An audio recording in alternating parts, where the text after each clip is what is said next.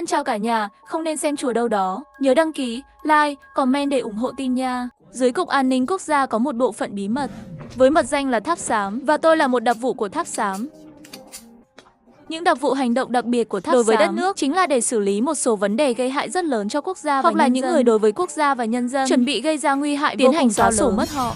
Đối với hoạt động đặc biệt này, đặc vụ phải hoàn thành nhiệm vụ với kỹ năng ám sát chuyên nghiệp, phải né tránh cảnh sát, né tránh pháp luật, làm cho hiện trường không có dấu vết để phát hiện ra, thầm lặng kết thúc của mục tiêu, cùng với một cuộc đời tội lỗi nếu không may bị cảnh sát bắt.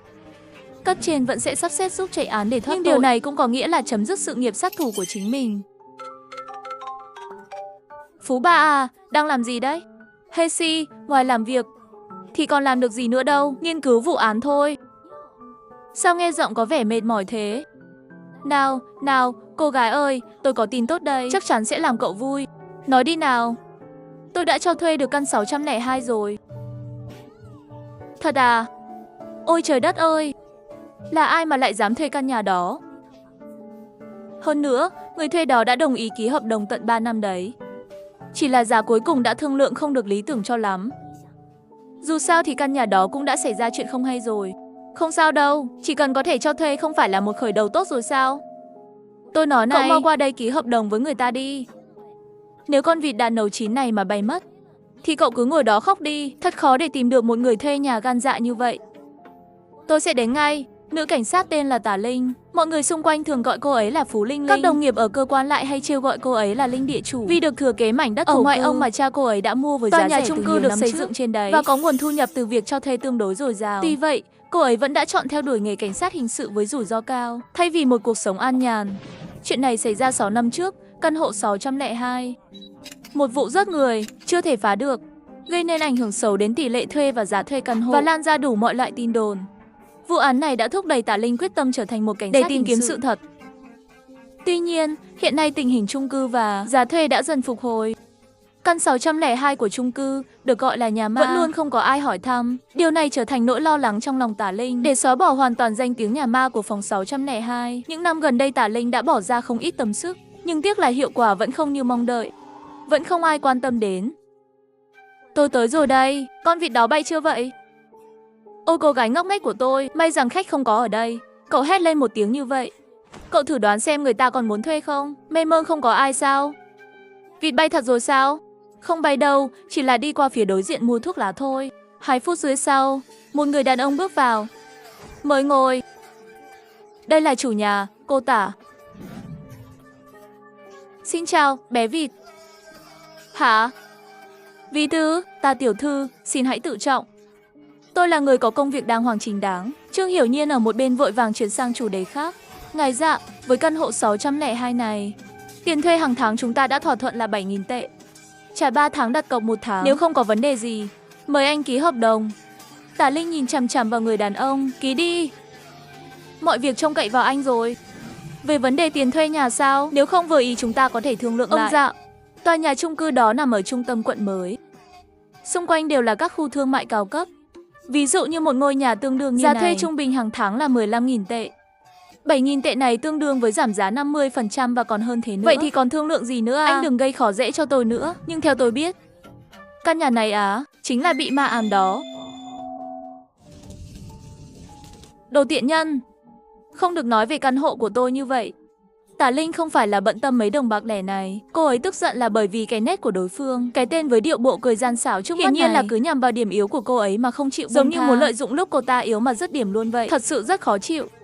Nói thế này đi, nếu không có gì xảy ra với ngôi nhà này, với vị trí này, cũng không đến mức chỉ có 7.000 tệ đã cho thuê rồi đâu. Hơn nữa, chủ nhà để xua tan lo lắng của người thuê nhà, căn nhà đó đã được cải tạo lại rồi. Nhưng dù sao, đổi mới lại cũng không thể thay đổi thực tế nơi đó chính là hiện trường giết người. Anh dạ à, anh muốn thuê với giá bao nhiêu? 3.000 tệ, 3.000 tệ à? Anh đừng có gây sự nữa. Không đùa đâu, đúng 3.000 tệ. Ngôi nhà này là hiện trường giết người. Nếu tôi không thuê, chắc chắn căn đấy sẽ tiếp tục bị bỏ trống. Tôi thuê nó chính là giúp các cô đấy. Trương Hiểu Nhiên liếc nhìn Tả Linh với ánh mắt bối rối. Vị tiên sinh này nói không sai. Anh ấy sẵn sàng thuê lại thì chính là đang giúp tôi rồi. Tôi phải cảm ơn anh ấy. 3.000 thì 3.000. Tôi đồng ý. Sau khi nhanh chóng soạn xong Hai hợp đồng bên đã mới, ký xong hợp đồng. Tả Linh nhìn hợp đồng mà khóe miệng khẽ nhếch lên. Tôi nói, anh Dạ, gan anh đúng là lớn thật đấy. Căn nhà có người chất đó mà cũng dám ở nữa. Anh là người đầu tiên trong 6 năm qua. Không sao đâu, tôi chỉ vì ham rẻ thôi à. Tôi nghe nói cô Trương là chủ nhà sống ở phòng 601 đối diện. Một cô gái mà cũng gan lớn đấy chứ. Giá rẻ ư? Nhưng tôi nghe nói năm đó người kia chết với một bộ dạng vô cùng đáng sợ. Khi được tìm thấy, cả người đều trương phình lên, ghê tởm chết đi được. Anh hãy suy nghĩ cho thật rõ ràng. Chúng ta đã ký hợp đồng 3 năm. Nếu anh muốn đổi ý sau khi nhận phòng, anh sẽ phải trả tiền phạt 6 phạm hợp đồng đó. Biết rồi. Lại là cái xác, lại là tiền phạt 6 phạm hợp đồng. Muốn làm tôi sợ sao? Được rồi, các cô làm tôi sợ thành công rồi đấy. Cộng 10 điểm cho mỹ nữ. Chìa khóa đâu? Tả Linh quẳng chùm chìa khóa lên bàn. Không sợ phải không? Được rồi, để tôi xem miệng anh cứng đến khi nào. Nếu loại như anh mà sống đủ 3 năm, thì tôi sẽ phục anh. Nói rồi, Tả Linh giận đùng đùng bỏ đi. Hứ, tôi sợ cái quái gì? Quả thật, anh ta căn bản chẳng sợ. Đừng nói đến căn nhà ma ám đó. Cho dù là để anh ta cùng thi thể ở chung một đêm, anh ta cũng chẳng sợ đâu. Chỉ vì nghề nghiệp của anh ta khiến anh ta đối với những thứ này đã sớm tê liệt cảm xúc. Anh ta một là bác sĩ ư? Hay nhân viên của nhà tang lễ? Hay là pháp y đã quá quen với hiện trường vụ án rồi? Chẳng còn phản ứng mấy. Thường thì tiếp xúc với xác chết còn có một nghề khác. Là sát thủ. Một kẻ giết người được huấn luyện tàn bạo từ nhỏ. Và cái xác chết trong căn hộ đó vào 6 năm trước là kiệt tác của người đàn ông này. 6 năm trước, nạn nhân của tòa nhà 602 có tên là Lý Nguyên Dân. Qua điều tra của Tháp Xám có được, danh tính thực sự của hắn ta chính là một thủ lĩnh giáo phái ở nước ngoài. Lúc đó đang âm mưu phát triển tổ chức tà giáo ở nước ta. Tháp Xám đã giao nhiệm vụ loại bỏ Lý Nguyên Dân cho tôi. Tôi cũng thành công hoàn thành loại bỏ Lý Nguyên Dân. Sau khi lấy được chìa khóa, tôi kéo hành lý đến tòa nhà chung cư 602. Tôi đứng trước cửa phòng 602, không lập tức mở cửa, mà là cau mày nhìn chằm chằm vào tờ giấy dán trên cửa. Xin lỗi nhé, cửa đã cũ. Vì tiền thuê nhà của anh chỉ có 3.000 tệ, nên tôi không thể đổi cửa cho anh được. Trên cánh cửa này có thể còn để lại dấu vân tay của người chết năm đó. Hơn nữa, nếu không có sự cho phép của tôi, anh không được tự ý tháo dỡ hoặc thay cửa chính đâu nhé. Xem ra cô nàng này vẫn còn bận tâm về chuyện ban ngày lắm nhỉ. Tuyệt vời, cộng cho cô 10 điểm nữa. Tả Linh vừa ra ngoài chuẩn bị đi làm. Lúc này cửa phòng 602 đột nhiên mở ra.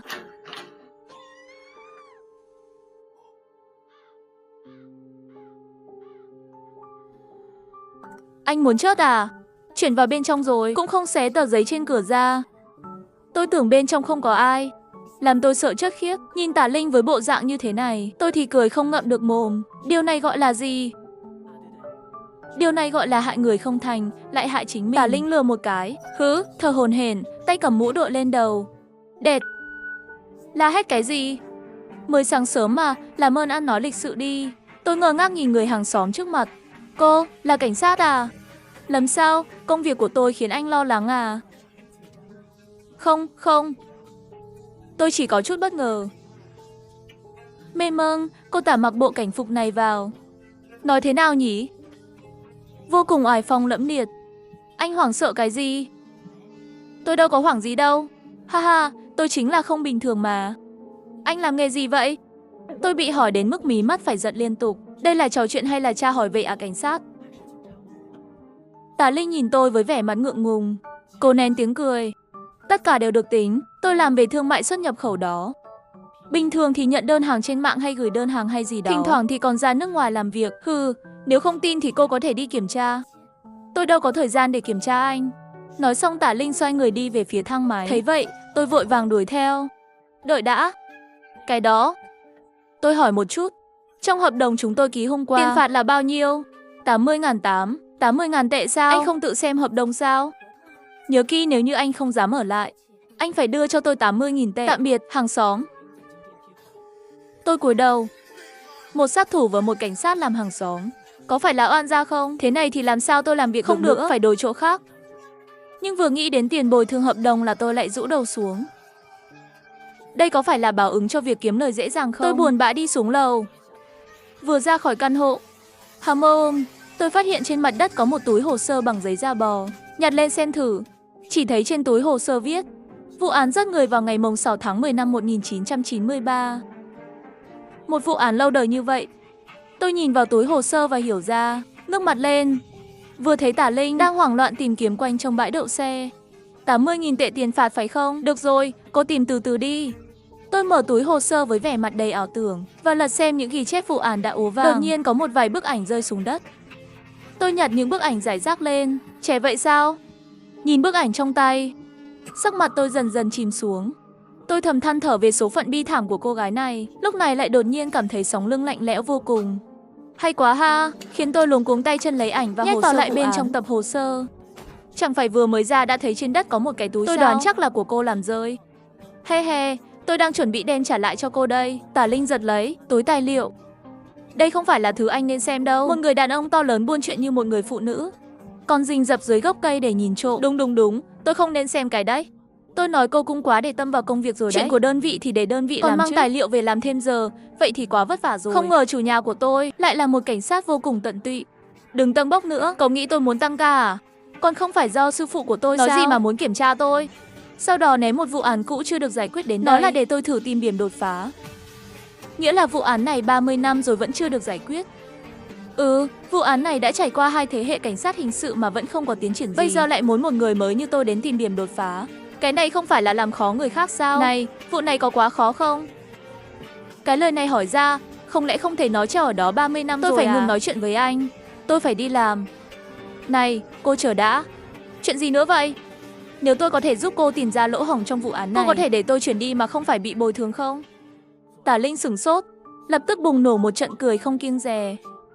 Này, tôi nhớ hôm qua khi anh ký hợp đồng với tôi, rất đàn ông, rất cứng rắn. Tại sao chỉ mới qua một đêm liền đổi ý rồi à? Tôi nói thật đấy. Anh khoác lác được bao nhiêu năm rồi vậy? Vụ này, ngay cả những cảnh sát hình sự cũ của sư phụ tôi cũng không thể tìm ra. Anh chỉ là một người nghiệp dư mà lại dám nói lời khoác lác như vậy. Hừ, nói thật đi, anh có phải muốn cười nhạo tôi, rồi sau đó trốn tránh tiền phạt không? Hay là vậy đi, cô chưa ăn sáng đúng không? Nếu chưa thì tôi mời. Tả Linh do dự một lát, rồi vui vẻ gật đầu. Được, anh dùng 3.000 tệ là có thể ở lại. Tôi ăn một bữa sáng của anh cũng không quá đáng. Ngay sau đó hai chúng tôi đến một cửa hàng ăn sáng. Tôi xin tóm tắt lại vụ án một chút. Quá đáng rồi đó, tôi chỉ đùa thôi. Nói nữa thì không vui đâu. Tôi không để ý đến Tả Linh, mà tự mình tóm tắt lại và bí mật. 3 giờ chiều ngày mùng 6 tháng 10 năm 1993, người báo án tuyên bố đang ở trong một khu rừng ở công viên ngoại ông phía bắc phát hiện một xác phụ nữ. Sau khi cảnh sát đến, tìm thấy một xác người phụ nữ trẻ nằm đó. Quấn quanh cổ là một sợi dây điện màu đen. Bên cạnh thi thể có một cái cành cây khô héo và thô kệch rơi từ trên cây xuống. Theo giám định pháp y, nguyên nhân tử vong do xương sọ sau bị gãy lún, làm tổn thương hệ thần kinh trung ương. Có thể suy đoán nạn nhân đầu tiên bị dây điện siết cổ làm ngất xỉu, sau đó bị gậy gỗ đập mạnh vào phía sau đầu dẫn đến cái chết. Nghe tôi kể lại, Tả Linh nhìn chằm chằm vào tôi. Tôi nói anh vừa mới xem xong có vài phút. Nhanh như vậy đã sắp xếp xong tình tiết chính của vụ án rồi sao? Có gì gấp đâu, chưa nói xong mà. Nạn nhân đang học tại trường đại học sư phạm của thành phố này.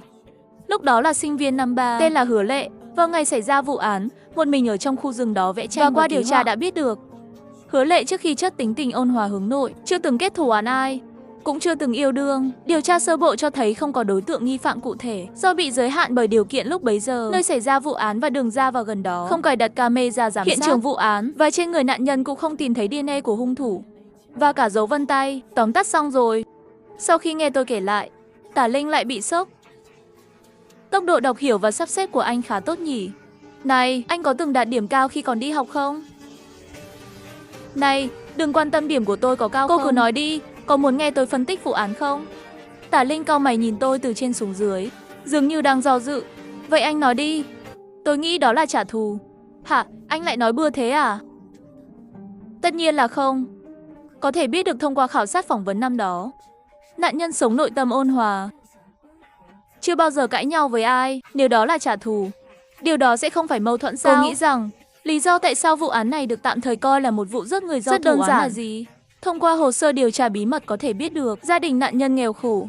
Kết quả khám nghiệm tử thi cho thấy cũng không bị tấn công tình dục. Vì vậy có thể loại trừ nguyên nhân vì tiền tài và khả năng nảy sinh ý định giết người tạm thời. Kẻ giết người đã chuẩn bị sẵn dây điện. Điều này cho thấy kẻ giết người định siết cổ nạn nhân, sau đó phát hiện người đó chưa chết mà chỉ bất tỉnh, rồi dùng gậy đánh vào đầu nhiều lần cho đến khi nạn nhân chết. Loại hành xáo không bao giờ bỏ cuộc cho đến khi giết được người này. Không phải là trả thù thì là gì? Sau khi nghe những lời này của tôi, Tả Linh nhìn tôi từ trên xuống dưới một lần nữa. Năng lực suy luận phân tích của anh cũng khá đấy. Nói đi thì cũng phải nói lại, anh thật sự có chút năng khiếu đấy. Đối mặt với lời khen ngợi, tôi chỉ cười mà không nói. Cười cái gì? Nói tiếp đi. Tiếp theo, điều tôi muốn nói là điểm đột phá của vụ án này. Này, cô có muốn đổi bằng khoản tiền bồi thường 80.000 tệ không? Này, đừng có mà được đằng chân lân đằng đầu. Cô chỉ cần nói là cô có thể bỏ qua cho tôi vụ bồi thường không? Được. Bây giờ nếu anh có thể nói một bước đột phá, tôi lập tức xé hợp đồng thuê nhà của chúng ta ra. Thành thật mà nói, tôi đang rất tức giận. Đùa cũng phải có giới hạn. Đừng tưởng đầu óc linh hoạt một chút là không coi ai ra gì. Cảnh sát chúng tôi không phải dùng để trêu chọc. Tiếng la hét bất ngờ của Tả Linh là hai chúng tôi lập tức trở thành tâm điểm của cá tiệm. Tôi nói cô mau hạ giọng xuống đi. Sao lại kích động thế? Tả Linh nhìn chằm chằm vào tôi một cái, tức giận rời khỏi cửa hàng ăn sáng. Khi cô ấy vừa đến xe của mình, tôi cũng đuổi theo. Tôi hoàn toàn không có bất kỳ ý định trêu chọc hay xúc phạm cảnh sát đâu. Hoàn toàn không, tôi thề, tôi rất tôn trọng nghề nghiệp của các cô. Tôi chỉ đơn giản là muốn chuyển đi mà không phải trả tiền bồi thường. Vậy thì tôi cũng không nói nhiều nữa. Nếu cô sau khi nghe tôi nói xong vẫn nghĩ tôi đang gây rắc rối, vậy tùy cô xử lý thế nào cũng được. Tả Linh ép lửa giận. Nói vậy, nhưng anh nghe cho kỹ đây. Nếu tôi nghĩ rằng anh vẫn đang đùa cợt với cảnh sát của chúng tôi hứa sẽ để lại cho anh một bài học mà anh không bao giờ quên. Nghi phạm là bạn học của nạn nhân, người phụ nữ thuận tay trái. Lý do? Cô tự xem ảnh của thi thể tại hiện trường vụ án đi. Dây điện cuốn một vòng quanh cổ nạn nhân, giao nhau ở phía sau cổ. Điều này cho thấy hung thủ đã dùng hai tay kéo hai đầu dây, dùng lực ngang siết chặt dây điện. Nhìn vào cổ của nạn nhân trong ảnh đi, bên nào có diện tích tụ máu dưới da lớn hơn? Tả Linh nhíu mày, lấy ra một bức ảnh để xem. Là bên phải. Điều này lại có thể nói lên điều gì? Điều này cho thấy sức mạnh của tay trái của hung thủ rõ ràng là lớn hơn tay phải. Không phải thuận tay trái thì là gì? Hơn nữa, ban đầu hung thủ chỉ muốn dùng dây điện siết cổ nạn nhân, nhưng vì sức lực không đủ lớn mà thất bại, lúc này mới dùng gậy gỗ để tác động vật lý. Điều này cho thấy hung thủ rất có thể là nữ. Tả Linh hít một hơi, nhìn thẳng vào mặt tôi. Phải, sao tôi không nghĩ ra vậy? Vậy chắc bây giờ cô muốn hỏi tại sao tôi lại nói người phụ nữ này là bạn học của nạn nhân, đúng không? Tả Linh gật đầu không suy nghĩ. Nếu bạn đã điều tra cẩn thận, chắc là sẽ phát hiện ra dây điện màu đen trên cổ nạn nhân là dây chuyền chuyên dụng cho đèn bàn học ở những thập niên 90, bị ràng buộc bởi các quy định của ngành thiết bị điện lúc bấy giờ. Lớp vỏ dây nguồn của đèn bàn dành cho nhóm đối tượng người tiêu dùng này là dày hơn khoảng 1 mm so với các thiết bị điện thông thường. Còn nữa, cô hãy nhìn vào dây đồng lộ ra ở hai đầu dây điện. Vết gãy rất không gọn gàng. Trên lớp vỏ cao su ở chỗ bị cắt đứt cũng có nhiều vết. Điều này cho thấy lúc đó hung thủ lúc đây không có kìm cộng lực hay những thứ tương tự trong tay, không phải cắt đứt dây điện trong một lần, thay vào đó dùng dụng cụ để cắt đứt từng chút một. Vì vậy, dây điện này rất có thể là từ ký túc xá của sinh viên đại học, và kẻ giết người rất có thể là bạn học của nạn nhân. Nghiêm túc hơn, từ tình trạng của dây điện này vào thời điểm xảy ra vụ án, để phân tích hướng nghi ngờ của tôi nên chỉ đầu tiên nhóm bạn học của nạn nhân năm đó. Hơn nữa, hôm đó nạn nhân đến một nơi hẻo lánh như vậy để lấy ý phác thảo. Loại lịch trình này ai có khả năng biết trước nhất? Đương nhiên là bạn học, và rất có thể là bạn cùng phòng ký túc xá có điều gì đó không thể nói. Tả Linh lại mở hồ sơ xem kỹ. Phải, đây mới thực sự là hướng nghi ngờ hợp lý hơn. Tả Linh đột nhiên chuyển ánh mắt đờ đẫn đến mặt tôi. Làm thế nào anh nghĩ ra những điều này? Tôi bị Tả Linh nhìn chằm chằm.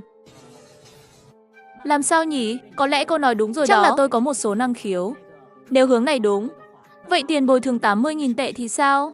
Hammer, đừng lôi chuyện này ra nói với tôi. Tiểu thư ta bây giờ không có tâm trạng nói điều này. Nhưng mặc dù những suy đoán này của anh là một bước đột phá lớn trong vụ án, nhưng suy đoán dù sao cũng là suy đoán. Để kết tội kẻ giết người, vẫn phải có bằng chứng thực tế. Làm từng bước một thôi. Tôi nghĩ nạn nhân năm đó có một người bạn học với đặc điểm là cũng không khó tìm đâu. Đi tìm người đi, biết đâu tâm lý của họ không được vững. Không đợi các người mở miệng thì tất cả đã khai ra hết rồi. Thế nếu người ta cứ cố chấp không nhận thì sao? Vậy thì đợi khi nào cô có tâm trạng để nói về tiền phạt 6 phạm hợp đồng. Chúng ta sẽ nói chuyện về bằng chứng sau rồi. Một nắm thóp tiểu thư đây à? Vậy thì anh cứ từ từ mà chờ đi. Chị em tôi đi tìm tên nghi phạm đó trước đây. Tạm biệt nhé. Tả Linh lái xe thể thao lao đi để lại bụi mù. Giỏi thật, lừa lấy thông tin của tôi rồi bỏ chạy. Cộng thêm 10 điểm nữa. Nửa tiếng sau, tôi đến một nhà hàng phương Tây tên là Mangiter. Ở đây chính là nơi liên lạc mà Tháp Xám đã thiết lập tại thành phố này. Thấy tôi ngồi xuống, một nhân viên phục vụ bước nhanh tới. Thưa ngài, xin hỏi ngài muốn dùng gì? Một ly các tên Bloody Mary, lượng vắt cơ giảm 1/2. Xin hãy gọi ông chủ của cậu ra đích thân pha rượu cho tôi. Sắc mặt của người phục vụ trở nên lạnh lùng. Vâng thưa ngài, xin vui lòng chờ một chút. Không lâu sau, chỉ thấy một người phụ nữ mặc sườn xám bó sát bước tới. Chào ngài, tôi là chủ của cửa hàng này, Bùi Mẫn, tôi có thể giúp gì cho anh? Xin vui lòng tự pha cho tôi một ly Bloody Mary, giả một nửa lượng vodka. Được rồi, không biết tên anh đã đăng ký trong tổ chức là gì? Dạ Tiêu.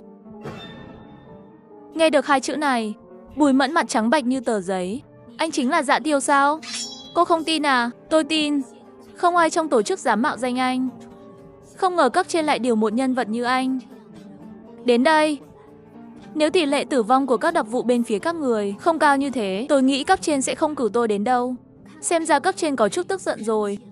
Cô cũng biết, thành phố và khu vực xung quanh là trung tâm kinh tế của đất nước. Tình hình phức tạp hơn nhiều so với các tỉnh thành khác. Vì vậy, tỷ lệ tổn thất của nhân viên ở đây cũng sẽ cao hơn một chút. Tôi không đến để nghe lời bào chữa của cô. Xin lỗi. Trán của Bùi Mẫn toát mồ hôi lạnh. Nếu cô lại dính líu tình cảm với đặc vụ, còn có những vướng mắc về cảm xúc, cô nên biết chuyện tiếp theo tôi sẽ làm gì với cô. Nếu không phải cấp trên xét thấy, sau nhiều năm cô làm việc cho tổ chức, thì cô khó có thể có một kết cục tốt đẹp. Tôi hiểu. Tôi đi đây, nếu có nhiệm vụ, vui lòng nhắn tin cho tôi bằng mã thông thường. Anh đi thong thả nhé. Tôi đứng dậy rời khỏi nhà hàng phương Tây. Bùi Mẫn mới thở phào nhẹ nhõm. Rồi người phục vụ bước tới. Sao vậy? Một đặc vụ đã làm cậu sợ thế này. Hắn không phải là một đặc vụ bình thường. Không bình thường nghĩa là sao? Cậu nên biết, trong số các nhân viên đặc biệt bên trong tháp xám ngày nay, có 3 người địa vị không bình thường. Nghe vậy, người phục vụ sững người khi nghe những lời này. Cậu đang nói về 3 yêu quái là Dạ, Thục Yến đó à? Phải, anh ta là một trong 3 vị thần chớt của tổ chức. Dạ Tiêu hóa ra là anh ta. Nghe nói ngoài nhiệm vụ bình thường ra, anh ta cũng chịu trách nhiệm xóa bỏ những thay đổi hoặc phá vỡ các quy tắc của lực lượng đặc nhiệm. Bùi Mẫn gật đầu. Tôi thật may mắn khi còn đứng đây. Tả Linh kể từ khi có được một hướng suy luận. Vội vàng 2 ngày, cho đến tối ngày thứ 3, với vẻ mặt mệt mỏi, ra khỏi thang máy trên tầng 6 của căn hộ. Cô cũng không có vội vàng về nhà tắm rửa nghỉ ngơi, mà lại gõ cửa nhà tôi. Anh có ở nhà thì tốt rồi, rồi đợi tôi ở đó, đừng đóng cửa phòng. Tôi đi tắm xong sẽ đến tìm anh về một số việc. Cô đi tắm rồi qua nhà tôi có việc.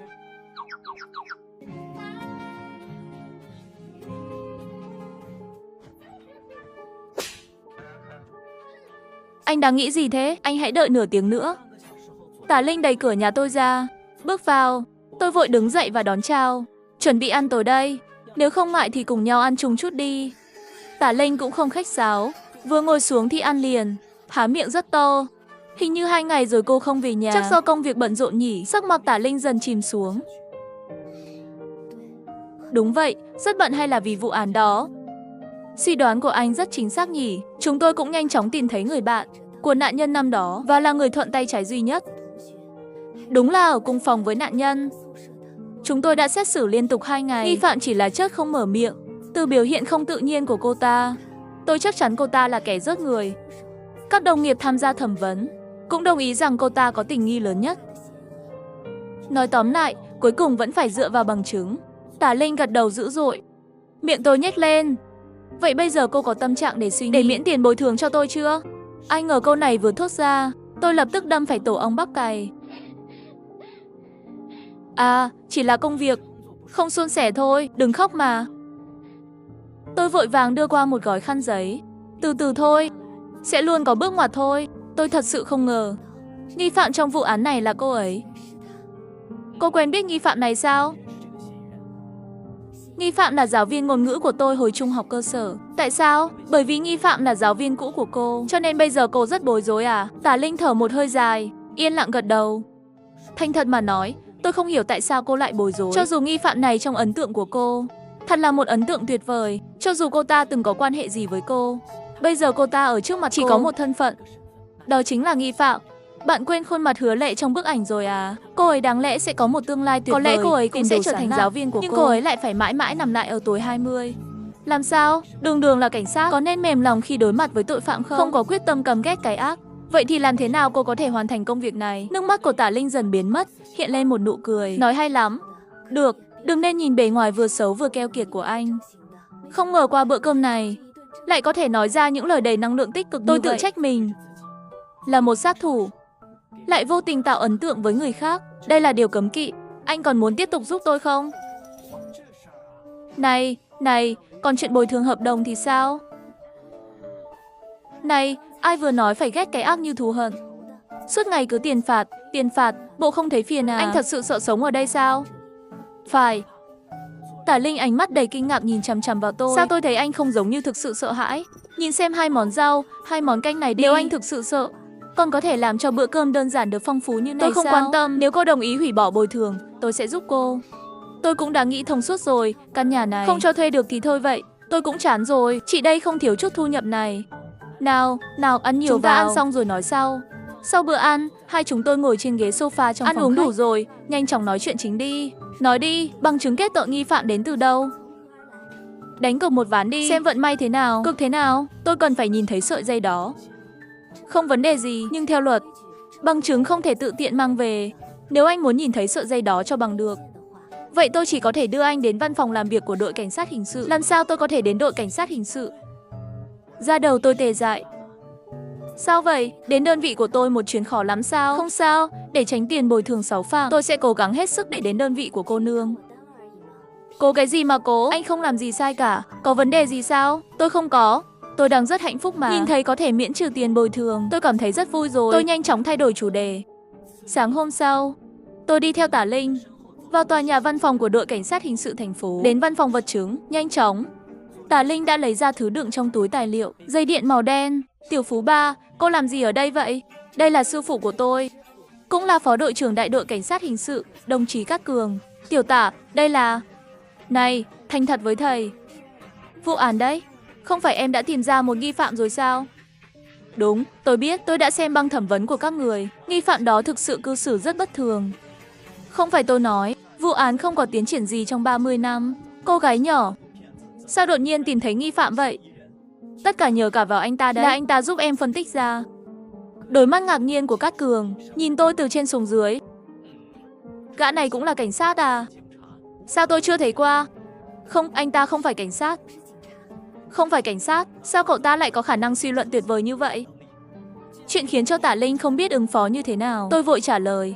Chào ông Cát, Tả Linh là chủ nhà của tôi. Tôi thấy cô ấy gần đây cứ ôm một túi tài liệu về nhà làm thêm, cho nên liền bừa bãi giúp cô ta phân tích một chút. Chỉ là múa rìu qua mắt thợ. Nói gì vậy? Cậu còn trẻ lại quá khiêm tốn rồi. Tôi đã xem đoạn băng ghi hình suy luận vụ án mà Tiểu Tả nói ra trước mặt nghi phạm trong lúc thẩm vấn. Chỉ sợ cũng là cậu dạy.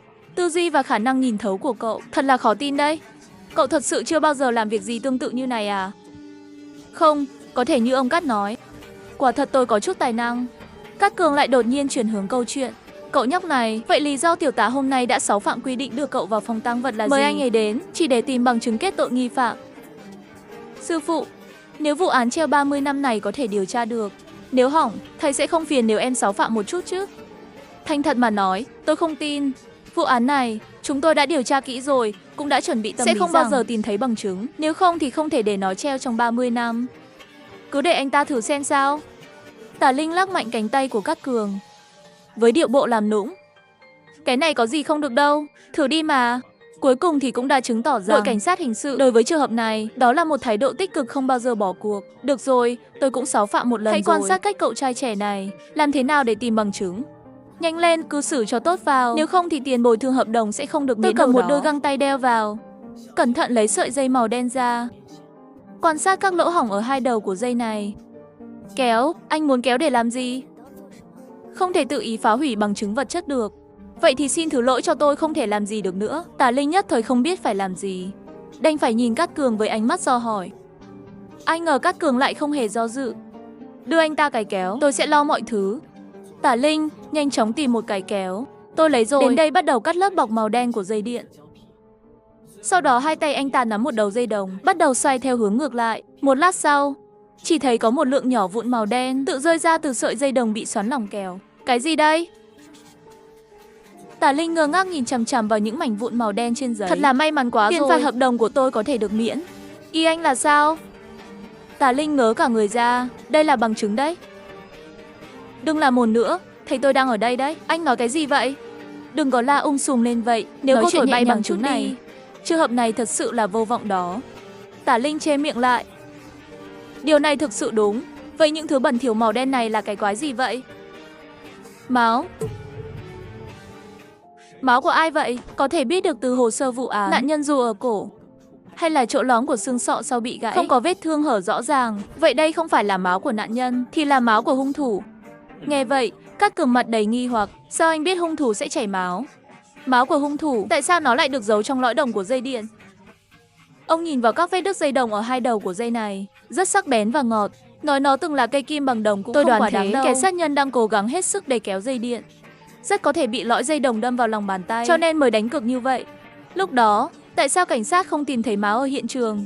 Nếu như theo những gì cậu nói, kẻ sát nhân bị cắt qua tay, trên lớp keo bên ngoài của dây điện đó cũng nên có máu, và cũng nên có trên cây gậy dùng để rớt người. Điều này nên giải thích thế nào? Thông qua hồ sơ vụ án có thể biết thi thể được tìm thấy 3 ngày sau khi chết, mà trong 3 ngày đó liên tiếp có 2 ngày mưa to. Vì vậy, và vết máu trên keo dây điện đã bị mưa cuốn trôi từ lâu và đã được rửa sạch.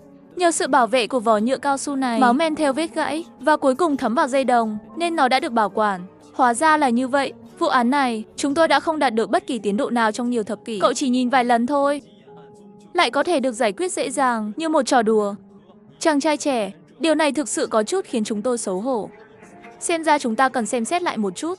Trường hợp này là một ví dụ, nếu chúng tôi làm việc cẩn thận hơn, cũng không đến mức khiến gia đình nạn nhân phải chờ đợi 30 năm này. Đừng nói thế, tôi không dám nhận đâu. Không thể mang tôi đi so sánh với cảnh sát. Nếu mọi người đang bận, tôi sẽ không làm phiền nữa. Nói xong tôi nhanh chóng rời đi, như chạy trốn. Tối nay tôi nấu thêm 2 món nữa. 4 món thịt, 1 món canh, để thể hiện thành ý với Tả Linh. Cảm ơn cô ấy đã miễn tiền phạt hợp đồng. Không ngờ, cửa nhà tôi bị gõ. Nhưng ngoài mong đợi của tôi, Tả Linh lại không vì phá án mà reo hò vui sướng. Ngược lại là một vẻ mặt mất mát. Xong rồi, bà cô này lại có vẻ không vui nữa. Không có cách nào, đây là sao vậy? Chẳng lẽ so sánh DNA không thành công sao? Không phải, đã khớp thành công rồi, nghi phạm đã khai hết rồi. Vụ án này có thể nói là đã được giải quyết. Là chuyện tốt, nên ăn mừng mới đúng. Sao mặt lại không vui vậy?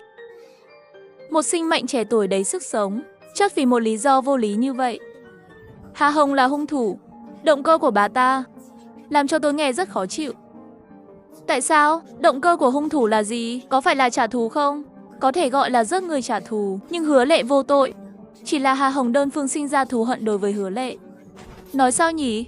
Hà Hồng ở đại học có một người bạn trai tên là Cố Khải. Bà ta rất có tình cảm với Cố Khải. Nhưng một ngày, Cố Khải đưa ra yêu cầu chia tay với bà ta. Hà Hồng lập tức bị suy sụp. Dù cầu xin thế nào Cố Khải cũng không nhúc nhích, quyết tâm muốn vứt bỏ. Bởi vì Cố Khải đã thừa nhận mình luôn thầm mến Hứa Lệ. Hà Hồng không thể chấp nhận sau khi biết được sự thật. Vì vậy, đối với Hứa Lệ, thực hiện hành động trả thù cực đoan đó, anh luôn đoán sự việc như thần vậy. Có lẽ tình huống là như vậy. Được rồi, đừng buồn nữa. Công lý đến hơi muộn, nhưng tốt hơn là không đến. Cô làm tốt lắm. Tôi nghĩ nếu Hứa Lệ có linh thiêng, tôi chắc chắn cô ấy sẽ cảm ơn cô vì tất cả những gì cô đã làm cho cô ấy. Tôi kéo người Tả Linh vào trong nhà, cười hi hi chỉ vào đồ ăn trên bàn. Hôm nay là Song Hỷ Lâm Môn, ăn mừng vụ án được giải quyết, hay là chúc mừng sinh nhật cô đi. Sinh nhật tôi sao anh biết được? Trên hợp đồng thuê nhà có số chứng minh thư của cô mà. Thật xin lỗi, còn muốn anh chúc mừng cho tôi. Một người có tên Tả Linh vốn luôn mạnh miệng, lại hiếm khi cảm thấy ngượng ngùng. Nói vậy thì khách sáo quá. Tôi còn đặc biệt mua một chai rượu vang đỏ tối nay uống với cô đây. Cô uống được bao nhiêu? Chắc không phải là không uống rượu chứ. Rượu trắng 52 độ, ít nhất là nửa lít. Ngay khi tôi nâng ly rượu lên và sẵn sàng nhập tiệc, chỉ nghe loáng thoáng bên ngoài cửa có người đang gọi tên Tả Linh. Ai tới tìm tôi muộn thế này? Tả Linh đứng dậy mở cửa. Khi mở cửa, Tả Linh trực tiếp chớp lặng. Tôi đến gần cửa để xem, chỉ thấy một người đàn ông mặc đồ cảnh sát, cầm một con búp bê cao nửa người ôm trong vòng tay, đứng trước phòng 601. Làm tôi cười muốn chết. Tình huống này là gì vậy? Một trái tim tò mò chuyện phiếm của tôi đang bừng bừng cháy. Nghe được câu hỏi của tôi, Tả Linh ngây người nửa buổi mới tỉnh lại. Trần Hạo à, anh đến tìm tôi muộn như vậy có việc gì không? Hôm nay hình như là sinh nhật của cô. Nói đi. Trần Hạo không do dự mà nhét con búp bê cho Tả Linh, sau đó gãi đầu không nói một lời. Thấy rồi, tôi mở miệng kịp thời để phá vỡ bầu không khí khó xử này. Ôi, trùng hợp tôi rồi. Cũng chuẩn bị tổ chức sinh nhật cho cảnh sát Tả. Nào, đồ ăn này vừa lên bàn còn chưa bắt đầu. Và một chai rượu ngon. Đúng, anh vẫn chưa ăn phải cùng nhau. Vậy thì làm phiền rồi. Xin chào, tôi là đồng nghiệp của Tả Linh, Trần Hạo. Xin chào, tôi tên là Dạ Tiêu, là khách thuê nhà của cảnh sát Tả. Mau ăn đi, tôi đói rồi. Đang chuẩn bị rót rượu cho Trần Hạo, điện thoại trong túi quần rung lên. Lấy ra xem là một tin nhắn.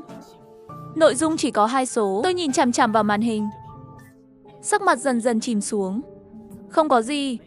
Các người ăn đi. Tôi có một số việc gấp phải xử lý trong công việc kinh doanh này. Phải ra ngoài một chút. Khi đi thì các cậu nhớ đóng cửa lại là được.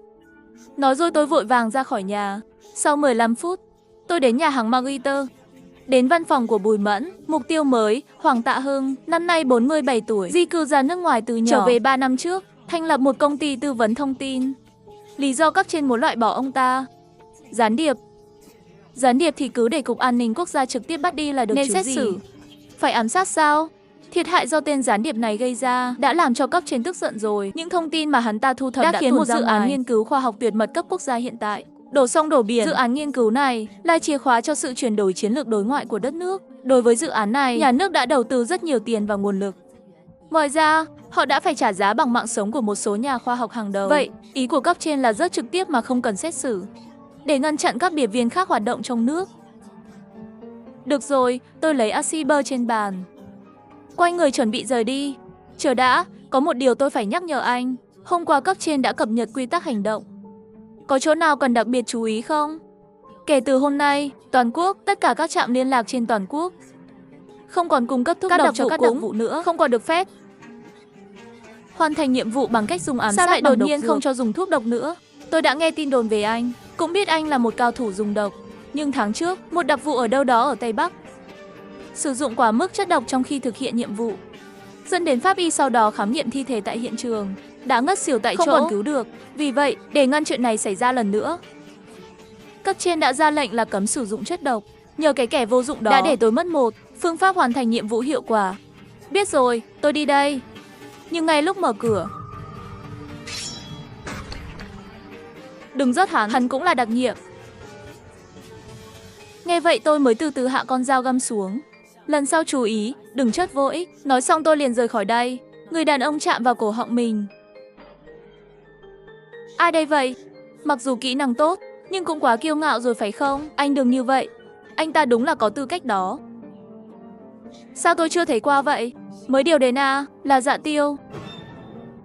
Cái gì cơ? Anh ta là Dạ Tiêu nằm trong 3 con quái vật đó. Người đàn ông đột nhiên cảm thấy sợ hãi, vô thức che cổ họng. Đừng nói vừa rồi phải hơn thua, may là anh ta kịp thời dừng tay lại. Nếu không thật sự sẽ chết vô ích. Nhìn cái thành tích đó của anh đi. Hôm nay không có nhiệm vụ của anh, đến tìm tôi làm gì? Cậu đâu cần hỏi rõ như thế. Khi tôi về nhà, phát hiện hàng xóm bên trái và Trần Hạo đã rời đi. Chỉ thấy dưới của cam ở giữa bàn ăn, một ghi chú bị đè bên dưới.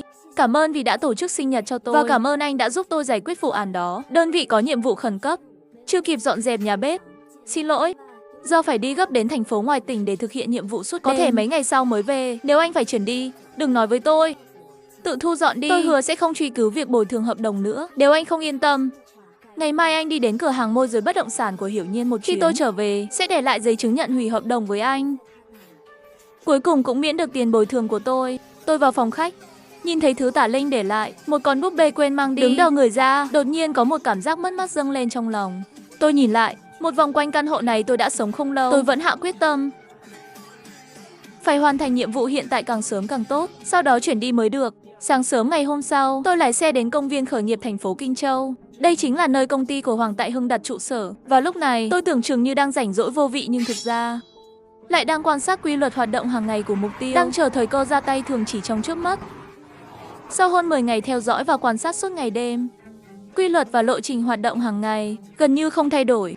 Lịch trình đơn điệu, hết lần này đến lần khác. Xem ra Hoàng Tại Hưng có ý thức phản điều tra nhất định. Đến Kinh Châu, nhiệm vụ đầu tiên tôi vừa nhận được lại là một khúc xương khó nhằn. Đến chiều tối, tôi vừa trở về căn hộ. Tôi đang định mở cửa phòng mình, chỉ thấy cửa phòng 601 mở trước. Đây không phải là cô Trương sao? Chị em tốt của cô đi công tác về rồi sao? Lại đây chờ một chút đi. Trương Hiểu Nhiên lại tỏ vẻ thần sắc ảm đạm. Cô ấy đã về rồi, nhưng không về nhà. Tôi sẽ mang cho cô ấy một ít quần áo để thay. Ý cô là sao? Rốt cuộc là đã về hay chưa về? Đã về rồi. Cô ấy đã về từ hôm kia rồi. Lần này cô ta ra ngoài xử lý vụ án lại bị thương. Bây giờ đang điều trị ở bệnh viện số 3 thành phố. Sao lại bị thương vậy chứ? Vết thương có nặng không? Bị chấn động não nhẹ, trục cốt rồi. Bác sĩ nói đầu óc không sao, chỉ là xương mắt cả chân trái bị gãy. Cần phải tịnh dưỡng. Nghe vậy, tôi thầm thở phào nhẹ nhõm. Vậy thì may rồi, miễn là nó không làm tổn thương các cơ quan quan trọng. Sao cổ lại bị thương thế? Nghe đồng nghiệp nói là bị ngã. Nói là đến đó bắt một nhóm đa cấp. Ngã xuống cầu thang khi đang đuổi theo ai đó. Tôi phải đến bệnh viện, còn phải giúp cổ lao người đây. Phải cần cô chăm sóc sao? Không dám nói đâu. Linh Linh nói đây là chuyện nhỏ. Nói với đồng nghiệp và tôi không được thông báo cho bố mẹ cô ấy. Ngoài ra, bố cô ấy cũng không khỏe lắm, không nói cũng được. Tôi nhìn chiếc túi lớn trong tay Trương Hiểu Nhiên. Cầm nhiều thứ như vậy, cô không lái xe sao? Xe thì có, năm ngoái bị bắt quả tang lái xe trong tình trạng giấy phép lái xe bị cái này rồi, còn chưa đi thi lại. Ghê thật đấy, chị tôi. Quên đi, buổi tối ở nhà nhàn rỗi cũng là nhàn rỗi. Tôi cũng đến bệnh viện xem sao. Đi xe của tôi. Suốt dọc đường hai chúng tôi cứ liên thuyên trò chuyện trong xe. Tuy không có gì để nói chuyện, nhưng khi nói chuyện về Tả Linh, tại sao không tận hưởng cuộc sống tiêu lưu, nhưng lại muốn làm cảnh sát hình sự? Trương Hiểu Nhiên đột nhiên im lặng. Sao vậy? Có nỗi niềm khó nói à? Trương Hiểu Nhiên mí môi do dự nửa ngày, vẫn mở miệng. Bởi vì hai điều. Điều đầu tiên, từ nhỏ đã có ý định làm cảnh sát. Còn việc thứ hai thì tương đương với châm lên ngòi nổ, hoàn toàn đốt cháy ý tưởng này. Ồ, vẫn là tuần tự tiến lên. Nói về điều thứ hai trước đi. Ngòi nổ này là gì vậy? Đó là căn hộ 602 mà anh đang thuê. Trương Hiểu Nhiên bắt đầu kể về 6 năm trước. Căn hộ đó đã biến thành hiện trường giết người. Kẻ sát nhân đứng sau việc biến căn hộ này thành nhà ma ám. Và làm thế nào để khiến Tả Linh tức giận. Mọi chuyện được kể lại từ từ. Sau khi nghe xong mặt tôi tái mét hết trơn. Ôi trời, trùng hợp quá. Cuối cùng, người đã đẩy tiểu phú bà lên con đường cảnh sát là chính mình. Vậy điều đầu tiên là gì? Nếu nói về lý do căn bản nhất khiến Linh Linh khăng khăng muốn làm cảnh sát, chắc là vì điều đầu tiên này. Tả Linh còn có một người anh trai vô tình qua đời năm 16 tuổi. Năm đó trên đường vành đai ngoại ông thành phố, 3 chiếc xe cảnh sát đang đuổi theo. Một chiếc xe đang chạy trốn điên cuồng. Nghe nói trên xe có 2 tên tội phạm. Hai người đó không thể thoát khỏi xe cảnh sát, nên dừng xe lại, bắt một nhân viên ở trạm xăng bên đường làm con tin, đe dọa cảnh sát đừng đuổi theo họ nữa. Tên tội phạm có súng trong tay, lại ở trạm xăng, cho nên cảnh sát không dám làm gì cả, nên phải để họ lái xe đi. Con tin đó là anh trai của Tả Linh. Lúc đó Linh Linh đang nghỉ hè và làm việc ở trạm xăng. Sau đó thì sao? Có ai bắt được không? Trương Hiểu Nhiên vừa lau nước mắt vừa lắc đầu. Không, 2 ngày sau, cảnh sát đang ở gần đường quốc lộ, tìm thấy thi thể của Tả chị, bị họ bóp cổ đến chết. Nghe được lời này tôi đã không nói nên lời trong một thời gian dài. Nhưng trên hai tay cầm vô lăng, gân xanh đã nổi lên. Tội ác, lúc đấy chúng nó đã thoát khỏi sự truy lùng của cảnh sát. Tại sao vẫn phải rớt con tin? Sau đó thì sao? Nhiều năm trôi qua, vụ án đó đã được giải quyết chưa? Không, 2 tên súc vật đó đã trốn thoát. Nghe nói vụ án này có liên quan đến một số thứ rất nhạy cảm. Ngay cả cảnh sát hình sự bình thường cũng không thể tra cứu hồ sơ thông tin của tội phạm. Tôi nhớ khi còn nhỏ, Linh Linh thường xuyên nói lớn lên muốn làm cảnh sát, báo thù cho anh trai. Đơ người một lúc, Trương Hiểu Nhiên mới lên tiếng. Tôi vẫn còn nhớ một bài luận cô ấy viết hồi trung học cơ sở, năm đó còn đăng trên tạp chí văn học thiếu niên. Ồ, viết cái gì vậy? Tiêu đề là Tôi và cái ác không đội trời chung.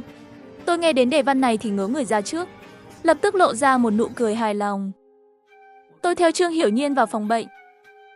Cảnh sát Trần vẫn chưa đi. Đã nói 100 lần là bảo anh ta về rồi. Anh ấy nói phải chờ cô đến. Tất nhiên phải đợi cô đến mới có thể đi. Bây giờ chân cô ấy không tiện. Nếu đột nhiên muốn cái gì đó, không có người bên cạnh thì làm thế nào? Rất cẩn thận đấy. Trương Hiểu Nhiên vẻ mặt đầy nụ cười gian xảo quét qua quét lại trên mặt hai người. Ánh nhìn rất thâm thúy. Vậy hay là tối nay tôi về ngủ nhé, làm phiền cảnh sát Trần ở lại đây. Không sao đâu. Trần Hạo vừa thốt ra. Anh làm được không đấy? Chúng ta đã bắt được rất nhiều người quay về. Đội chắc là bận lắm. Anh nhanh chóng về nhà nghỉ ngơi thật tốt đi. Ngày mai đến đơn vị giúp điều tra. Tôi không cần anh lo lắng đâu mà. Ha ha, cảnh sát Trần, cậu cứ yên tâm về nghỉ ngơi đi. Có tôi ở đây chăm sóc còn có gì không thể nữa chứ. Ngoài ra, Linh Linh dù sao cũng là con gái. Vẫn là do tôi ở bên cạnh sẽ thích hợp hơn. Lát nữa còn phải giúp cổ lau người đây. Việc này cậu làm được không? Cậu đang nói cái gì thế? Tả Linh giơ tay lên định dùng của cam ném tới Trương Hiểu Nhiên, nhưng cô ấy lại đột nhiên sững sờ. Dạ Tiêu, sao anh đến đây? Nghe nói ba chủ nhà bị thương, là người thuê nhà có lương tâm, tôi phải đến xem một chút. Tôi thấy cô có tinh thần tốt vậy. Hình như cũng chẳng có gì to tát đâu nhỉ? Không có gì to tát cả, bác sĩ nói rồi, chờ 2 ngày nữa vết sưng sẽ biến mất, là có thể về nhà tịnh dưỡng rồi. Con nói chống nặng đi làm cũng được. Không sao đâu. Nhìn Tả Linh trên mặt không khỏi lộ ra bất ngờ. Trên mặt Trần Hạo có một chút mất mát. Vậy nếu có cô Trương ở đây rồi thì... Vậy tôi sẽ về trước. Đi, mau về nghỉ ngơi đi. Tôi đi đây.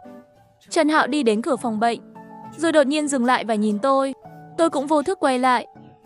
Có việc gì không? Cũng không có gì. Thấy Trần Hạo muốn nói lại thôi, tôi theo anh ta ra ngoài phòng bệnh. Giờ chỉ có hai chúng ta, có chuyện gì nói đi. Muốn mạo muội hỏi một chút, anh và Linh Linh có thực sự chỉ là mối quan hệ giữa chủ nhà và người thuê nhà? Sao đột nhiên lại hỏi vậy?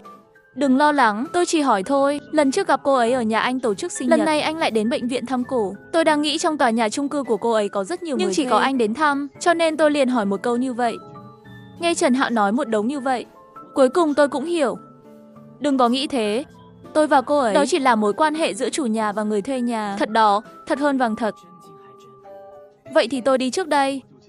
Hai người nói chuyện trước đi. Sau khi tiễn Trần Hạo, tôi quay lại phòng bệnh. Hai người đang nói chuyện gì thế? Nói chuyện gì? Cô đoán xem, người ta rất quan tâm đến cô. Đừng nói nhảm với tôi. Này, tôi nói chắc là anh đã chuyển đi từ lâu rồi. Giờ anh sống ở đâu vậy? Làm sao còn có thể tìm được một căn hộ rẻ như vậy? Anh ta vẫn chưa chuyển đi mà. Tôi vừa lấy quần áo cho cậu xong thì gặp anh ta ở cửa, nên là tôi đi xe của anh ta đến đây. Anh chưa chuyển đi à? Chưa đâu, vậy khi nào anh định chuyển đi? Mê mơ. Tôi nhìn lên trần nhà, nhớ lại cái đề bài văn mà Trương Hiểu Nhiên đã nói và chuyện của Tả Trị. Quên đi, tôi không dọn nữa. Vẫn là làm việc theo hợp đồng ở đủ 3 năm đi. Mê mơ. Tả Linh nghe được lời này liền sửng sốt. Này, không phải chứ, anh đang diễn kịch à? Vậy ngày mai tôi sẽ chuyển đi. Xin đừng dọn nhà đi mà. Ngôi nhà ma ảm đó vẫn còn phải dựa vào bạn để thay đổi. Nếu bạn ở đủ thời gian, sau 3 năm nữa sẽ có người dám thuê. Căn hộ đó cũng có thể khôi phục trở lại thị trường. Được rồi, tôi không chuyển nữa. Tôi đi gặp Chu Công đây, ngày mai còn có việc. Được rồi. Sau khi tôi ra khỏi phòng bệnh, Tả Linh nhìn ra cửa. Cậu nghĩ sao? Cậu đã làm gì anh ta? Đừng nói tầm bậy, tôi luôn cảm thấy anh ta hơi kỳ lạ. Nhưng rốt cuộc là chỗ nào kỳ lạ lại không nói được. Đồ ngốc, cậu chính là có ý với người ta rồi đó, biết không? Cậu đừng có mà nói nhảm, tôi bóp nát miệng cậu đấy. Chân tôi đau quá đi. Xem cậu còn di chuyển được nữa không? Nếu cậu thực sự trở thành một kẻ tàn tật, sau này không thể lấy chồng được nữa. Vừa ra khỏi bệnh viện, điện thoại của tôi nhận được tin nhắn. Là mã nhiệm vụ phối hợp do trạm liên lạc đưa ra. Ý là bảo đặc vụ hành động đặc biệt lập tức đến trạm liên lạc gặp mặt. Đã hơn nửa tháng trôi qua mà anh vẫn chần chừ không ra tay. Tên Hoàng Tại Hưng đó khó xử lý lắm mà. Cô ở đây là để chất vấn tôi sao?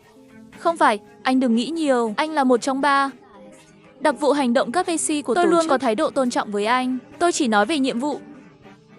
Thế nào? Cấp trên đã gây áp lực cho cô à? Hoàng Tại Hưng đó dường như có vẻ rất cảnh giác. Tôi vẫn luôn không tìm thấy cơ hội thích hợp để ra tay. Hãy để tôi quan sát thêm một thời gian nữa đi. Trừ khi không còn cách nào tôi sẽ không dùng biện pháp mạo hiểm. Ước tính bây giờ đã đến lúc cần thiết rồi. Ý cô là sao? Một đoạn ghi âm điện thoại được nghe thấy ngày hôm qua giữa Hoàng Tại Hưng và đại sứ quán nước họ. Một cuộc trò chuyện trong thư viện. Hắn sắp tới sẽ rút khỏi Hoa Hạ trở về nước Mỹ. Như vậy là muốn chuồn rồi à? Vậy tôi sẽ phải hành động nhanh thôi. Có chỗ nào cần trạm liên lạc hỗ trợ không? Có một nhân viên dọn dẹp trong công ty bất động sản. Nam khoảng 50 tuổi. Nghe người khác đều gọi hắn là lão Quách. Cô điều tra chi tiết của người này. Công ty bất động sản Tường Vũ Phi chính là công ty quản lý bất động sản của khu dân cư mà Hoàng Tại Hưng đang ở sao? Đúng vậy. Cô ấy nhanh chóng lấy thông tin từ kho thông tin quốc gia. 10 phút sau đã tra ra. Tên Quách Bình Vinh, 53 tuổi, sống ở phòng 301, tòa nhà 11, khu nhà cho thuê Phúc Dân Liên. Sống một mình. Có một đứa con trai tên là Quách Cường. Chờ đã, Quách Cường này còn có vụ kiện tụng trên người nữa. Nghe vậy, mắt tôi sáng lên. Vụ kiện gì? Tranh chấp kinh tế, nợ ngân hàng một khoản vay quá hạn. Nhà đã bị tòa án niêm phong và phong tỏa, đang chuẩn bị thực thi đấu giá. Ngôi nhà nào sẽ bị xử lý vậy? Bộ căn đó ở khu Phúc Dân à? Không, là một căn nhà thương phẩm của Quách Cường ở khu dân cư Lệ Cảnh Loan. Căn nhà này có mấy người ở? Vợ và một con gái của Quách Cường. Nghĩa là nếu căn nhà này được bán đấu giá, gia đình 3 người này không còn nơi nào để ở nữa. Vợ của Quách Cường là người ngoại thành đến đây làm dâu. Nếu ngôi nhà này được bán đấu giá, gia đình Quách Cường này thật sự không còn nơi nào để đi. Quách Cường nợ ngân hàng bao nhiêu tiền? 350.000 tệ, anh không lẽ là muốn? Tôi nghĩ cấp trên sẽ không để ý đến khoản kinh phí vỏn vẹn 35 vạn tệ này. Anh nói vậy là sao nữa? Nhiệm vụ này là của anh. Về lý thuyết, anh nên tự trả số tiền này đi chứ. Dù sao thì nhiệm vụ này anh cũng có 1,2 triệu tệ. 350.000 tệ này được coi là gấp đôi chi phí hoàn thành nhiệm vụ. Nếu theo cách của tôi, tiếp tục nhiệm vụ này không cần phải trả một xu. Nhưng bây giờ không phải là không có thời gian để tiếp tục theo kế hoạch ban đầu nữa. Nếu không cô đi nói với sếp, tìm một đặc vụ giỏi hơn để nhận nhiệm vụ này. Đã nghe nói rồi, anh không chỉ giỏi thực hiện nhiệm vụ, hơn nữa còn keo kiệt. Thu nhập của anh so với các đặc vụ trên toàn quốc chỉ sợ là đứng đầu thôi. Tôi không hiểu tại sao anh lại tiết kiệm như vậy. Quên đi, tôi muốn giữ thể diện vào thời điểm quan trọng này. Cấp trên vẫn sẽ không phiền khoản tiền này. Tôi sẽ giúp anh nộp đơn ngay. Làm thế nào để nhanh nhất có thể nhé. Tôi đi đây. Chờ đã, cái mà anh gọi là đánh nhanh thắng nhanh có rủi ro không? Cô lo lắng nhiệm vụ sẽ thất bại à? Tôi không lo lắng về thất bại. Tôi chỉ lo cho anh thôi, lo lắng cho an toàn cá nhân của anh. Vậy à? Đúng vậy, tôi lo cho anh. Tôi đột nhiên đưa tay ra và nắm lấy cổ họng mảnh mai của cô ấy. Nếu cô đang nói chuyện với một đặc nhiệm, mà xảy ra chuyện không nên xảy ra, hãy nhớ rằng tôi sẽ là rủi ro lớn nhất của cô. Bùi Mẫn tuy đau đớn nhưng nước mắt vẫn lăn tròn. Vẫn cố chấp nhìn chằm chằm vào khuôn mặt của người đàn ông trước mắt. Tôi không tin có người đàn ông không hiểu phong tình. Nhưng theo tôi thấy cô chẳng có chút tình cảm nào cả.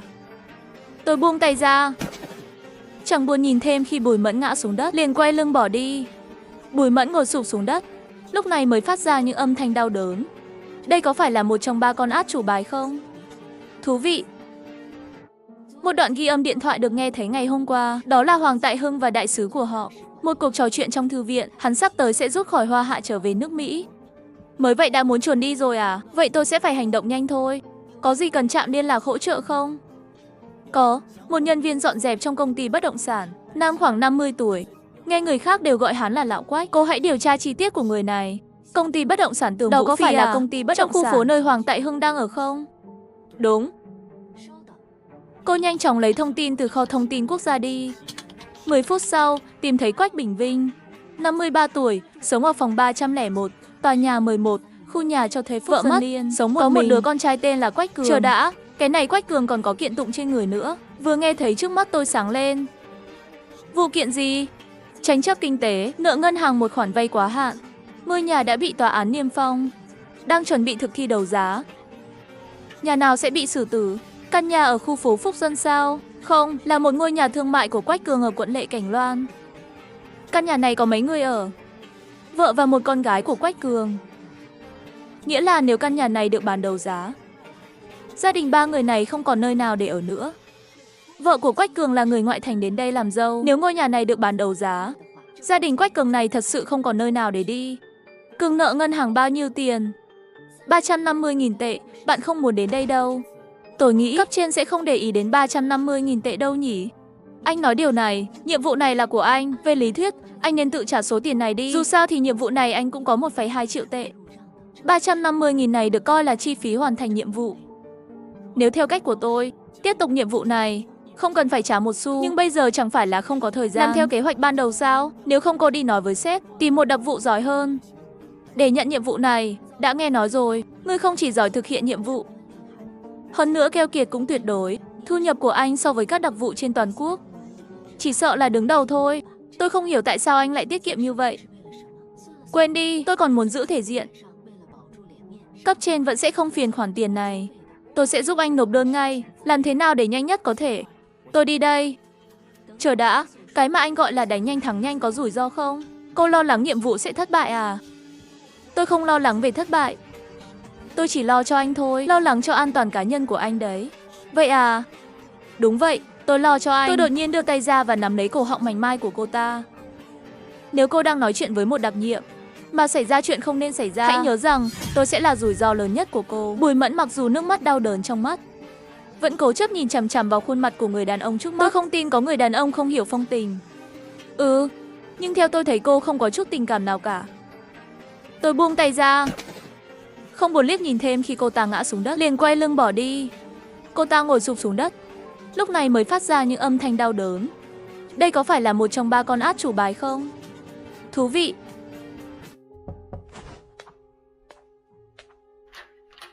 Cậu tìm ai? Sư phụ Quách, ông không cần sợ hãi. Nhà của con trai ông có phải sắp bị tòa án bán đấu giá không? Cậu là nhân viên ngân hàng à? Tôi không phải nhân viên ngân hàng. Vừa nói tôi vừa bước vào phòng và nhanh chóng đóng cửa lại. Quách Bình Vinh thấy vậy sợ hãi vô cùng. Cậu muốn gì? Nhà tôi tổng cộng chỉ có mấy trăm tệ, miễn là cậu không làm tổn thương tôi sẽ cho cậu tất cả. Quách Cường nợ 350.000 kia, tôi giúp anh trả thì sao? Gì? Tôi nghiêm túc đấy. Tôi lấy túi nhựa màu đen trên tay, 35 cọc tiền giấy mới được đổ trên bàn. Ông chỉ cần giúp tôi một việc, có thể lấy số tiền này đi. Nhiều tiền như vậy, cậu sẽ không để tôi làm gì trái pháp luật chứ? Không, ông chỉ làm công việc dọn dẹp mà ông thường làm ở quận Vân Đình. Làm việc này, ông sẽ không chấp nhận bất kỳ rủi ro nào. Quách Bình Vinh nhìn chằm chằm ngọn núi tiền mặt trước mắt. Cậu nói gì thế? Tôi hỏi ông, mái nhà của tòa nhà dân cư trong khu dân cư quận Vân Đỉnh cần được dọn dẹp không? Một vài thùng rác lớn, bình thường có phải đều đặt ở chỗ đó không? Trên một con đường nhỏ bên ngoài cổng phía đông của quận. Đúng. Có phải các bạn mỗi ngày đều đến điểm thu gom rác trước không? Đẩy thùng rác vào khu vực, sau đó dọn dẹp và thu gom rác. Cuối cùng khi tan làm, sau đó đẩy thùng rác trở lại điểm thu gom rác để đổ, sau đó đặt nó trở lại vị trí cũ. Đúng rồi. Nghe này, tối mai sau khi anh tan làm, hãy đẩy thùng rác số 3 lên sân tiêu tòa nhà 7 và để ở đó. Nếu đụng phải có người hỏi, ông cứ nói là tiện tay mang thùng rác lên trên. Dù sao, ngày mai bắt đầu dọn dẹp từ mái nhà. Đỡ phải đẩy thêm một chuyến nữa. Chưa? Được. Và sáng hôm sau, ông sẽ dọn dẹp trên mái nhà như thường lệ. Đổ đầy thùng rác này, sau đó đẩy trở lại điểm thu gom rác. Công việc của ông vậy là xong rồi. Quách Bình Vinh nghe thấy kế hoạch này khắp mặt đều sợ hãi trắng bệch. Bên trong không phải là người chết sao? Đó là phạm pháp. Cái này cho bao nhiêu tiền tôi cũng không dám làm. Tôi bị điên hay sao? Nếu là thi thể, kéo đến cánh đồng hoang để chôn cũng không kịp. Còn cố tình vận chuyển đến nóc một khu dân cư ở trung tâm không phải rảnh rỗi sinh nông nổi à? Yên tâm, sẽ không có gì xấu trong thùng rác đâu. Ngày hôm sau khi ông lại đi đẩy xe, tôi đảm bảo bên trong chẳng còn gì nữa đâu. Tôi chỉ cần làm những thứ này là có thể nhận được 350.000 tệ sao? Sau khi im lặng một lúc, tôi không ngốc. Không có chuyện bánh rơi từ trên trời xuống. Cậu sẵn sàng trả một khoản tiền lớn như vậy là 350.000 có phải muốn tệ. Làm gì không? Ông không cần quan tâm tôi làm gì. Ông chỉ cần biết những gì ông làm chỉ là làm việc bình thường. Tôi nghĩ nếu cảnh sát phát hiện ra tôi, chắc chắn sẽ tìm thấy đoạn ghi hình giám sát cậu vào nhà tôi. Yên tâm đi, chỗ ông là khu nhà ở giá rẻ. Ông nghĩ rằng camera giám sát có thể được bố trí để đến khu vực giám sát mù trước cửa nhà ông. Có rất nhiều tuyến đường. Cảnh sát sẽ không bao giờ tìm thấy tôi trên camera. Cậu nói xem, cậu vào đây bằng đường nào vậy? Rất đơn giản, khu phố của ông chỉ có camera ở lối vào của mỗi tòa nhà và không có ai trong tòa nhà ngoại trừ trong thang máy. Phòng 102 ở tầng 1 của tòa nhà của ông bị bỏ trống. Nhà vệ sinh của phòng 102 mở cửa sổ. Nó ở phía bắc của tòa nhà này. Khu vực cho thuê này để tiết kiệm chi phí. Chỉ có camera ở phía nam lối vào tòa nhà. Phản 6 ghi hình cũng chỉ có lối vào khu nhà và một phần nhỏ đường xá. Nói cách khác, phía bắc của mỗi tòa nhà đều là một khu vực mù giám sát đã được kiểm soát. Chưa kể tòa nhà của ông, bên ngoài cửa sổ nhà vệ sinh 102 còn toàn là bụi cây rậm rạp nữa. Hoàng Tại Hưng vừa tan làm về nhà. Sau hôm nay là có thể rút lui sau khi thành công rồi. Khi Hoàng Tại Hưng tỉnh dậy, thấy mình bị trói không nhúc nhích được. Có vẻ như trực giác của tôi đã đúng. Tôi quả nhiên là bị người ta theo dõi. Với tư cách là một nhân viên hoạt động bí mật, ông nên tin vào trực giác của mình và không nên đánh cược với trực giác của mình. Cậu đến đây để bắt tôi? Không, tôi đến đây để rớt ông. Không thông qua thủ tục pháp lý, lại muốn rớt tôi ngay bây giờ. Cậu không phải cảnh sát, cũng không phải là đặc vụ của cơ quan an ninh quốc gia. Nếu tôi không nhầm, danh tính của cậu hẳn là tương tự như tôi, cũng không thể nhìn thấy ánh sáng. Ông nói đúng. Nhưng cậu quá liều lĩnh, nơi cậu chọn để rớt tôi không thích hợp lắm. Sai lầm này của cậu chắc chắn sẽ làm ông danh thân phận của cậu và tổ chức đứng sau lưng. Câu này nói thế nào nhỉ? Tôi đã chọn khu dân cư này làm nơi trú ẩn. Sau khi cân nhắc kỹ lưỡng, đều một đến trước cửa nhà tôi. Tuyến đường khu vực mù giám sát đó, ngay cả khi cậu đột nhập vào từ bức tường bên ngoài thì đó cũng là một sai lầm. Bởi vì mọi bức tường của mọi tòa nhà ở đây cũng đang bị giám sát. Đúng thế. Như thế này, sau khi cảnh sát tìm thấy thi thể của tôi, chắc chắn sẽ ở trong video giám sát tìm thấy hình bóng của cậu và nơi ở của cậu, nên cậu sẽ sớm bị cảnh sát bắt. Một tinh hoa của ngành nghề đặc biệt, cuối cùng sẽ bị cảnh sát bình thường bắt được. Cho nên nói, mặc dù cuối cùng cậu chắc chắn sẽ không phải chịu bất kỳ hậu quả nào, nhưng cậu không thấy xấu hổ sao? Vẫn có những điểm mù có thể vào nhà ông. Mái nhà sao? Ngay cả khi mái nhà không có camera giám sát, nhưng cậu sẽ vào nhà tôi từ trên mái nhà và phải hạ cánh từ bức tường bên ngoài, phá cửa sổ. Và một khi cậu xuất hiện ở bức tường bên ngoài, có nghĩa là đã vào phạm 6 giám sát. Tôi không chạm vào cửa sổ nhà ông, cũng không leo lên bất kỳ bức tường bên ngoài nào của tòa nhà. Thật buồn cười, cậu đã đục xuyên qua sàn nhà sao? Nói xong câu này, Hoàng Tại Hưng đột nhiên sững sờ. Ông Khói, là ông Khói. Đây là một tòa nhà dân cư 33 tầng. Chiều dài và chiều rộng của ống khói ít nhất là 60 cm. Đủ chỗ cho 2 người. Đừng cười kiểu kỳ quặc đó nữa. Nếu nó thực sự đã được lựa chọn kỹ lưỡng, không nên chọn sống trên tầng tiêu này. Bởi vì khoảng cách thẳng đứng giữa ống khói trên mái nhà và nhà ông chỉ có độ dày của một tầng thôi. Nhưng cậu vẫn sơ suất một chút. Nói đi. Theo tôi biết, đường lên mái nhà hoàn toàn không có điểm mù giám sát. Cho dù đó là thang máy hay cầu thang bộ, hoặc ngay cả khi có kỹ năng tốt cậu có thể trèo thẳng lên từ bức tường bên ngoài. Điều đó cũng sẽ bị phơi bày trong camera giám sát. Yên tâm, trong video giám sát sẽ không xuất hiện cái bóng của một sợi lông của tôi. Được rồi, chuyện phiếm kết thúc rồi, ông cũng nên đi thôi. Trong lúc nói chuyện, màng bọc thực phẩm trong tay tôi đã bị chặt vào miệng và mũi của Hoàng Tại Hưng. 3 phút sau, Hoàng Tại Hưng đã chớp vì ngạt thở. Đi cẩn thận nhé. Nói xem, liệu một ngày nào đó có một người khác nói chuyện bên xác của tôi không? Có lẽ kết cục của tôi còn tệ hơn ông. Có lẽ đến cuối cùng, ngay cả một người đưa tiễn tôi cũng không có. Trưa hôm sau, Pháp y và cảnh sát đến hiện trường vụ án. Trung úy Cát Cường đang cau mày về chuyện này, nhìn chằm chằm vào xác chết mà không nói một lời. Xuất viện xong thì nhanh chóng về nhà nghỉ ngơi đi, không thể đứng lâu. Chào hai cảnh sát, là đến thăm tiểu tả phải không? Nếu là cô ý đến thăm tôi sẽ dẫn họ đến nhà anh sao? Ý cô là sao? Tìm tôi có việc. Không biết ông Cát có việc gì muốn tìm tôi. Tối nay đến tìm cậu, có hai việc. Tôi đại diện cho đội cảnh sát hình sự để cảm ơn cậu. Cảm ơn cậu đã giải quyết vụ giết người của Hứa Lệ, đã giúp đỡ chúng tôi rất nhiều. Các đội trưởng nghiêm túc đấy sao? Hỗ trợ cảnh sát là nghĩa vụ của công dân chúng ta mà. Có thể cung cấp cho ông một số manh mối nhỏ, tôi cảm thấy vô cùng vinh dự. Những lời này thật quá mức giả tạo rồi, khiến cho Tả Linh nổi hết da gà toàn thân khi nghe thấy. Cái tên này là vì nghĩa vụ công dân mới giúp đỡ sao? Chứ không phải vì muốn tiết kiệm. 80.000 tệ tiền bồi thường hợp đồng thôi à? Không biết xấu hổ. Còn Cát Cường thì lại rất hưởng ứng lời tôi nói. Ánh mắt nhìn tôi rõ ràng đã thêm phần ngưỡng mộ. Điều thứ hai này chính là, tiểu dạ à, nếu trí thông minh của cậu cao như vậy xin cậu giúp chúng tôi một lần nữa. Tôi nghĩ cậu chắc chắn sẽ đồng ý. Này, giúp một lần nữa. Không phải đội trưởng, nghe tôi này. Vụ án của Hứa Lệ lần trước tôi chỉ nói bừa thôi, hoàn toàn là may mắn. Đừng coi tôi là chuyên gia. Chuyện chuyên nghiệp này vẫn phải để người chuyên nghiệp làm mới đáng tin cậy.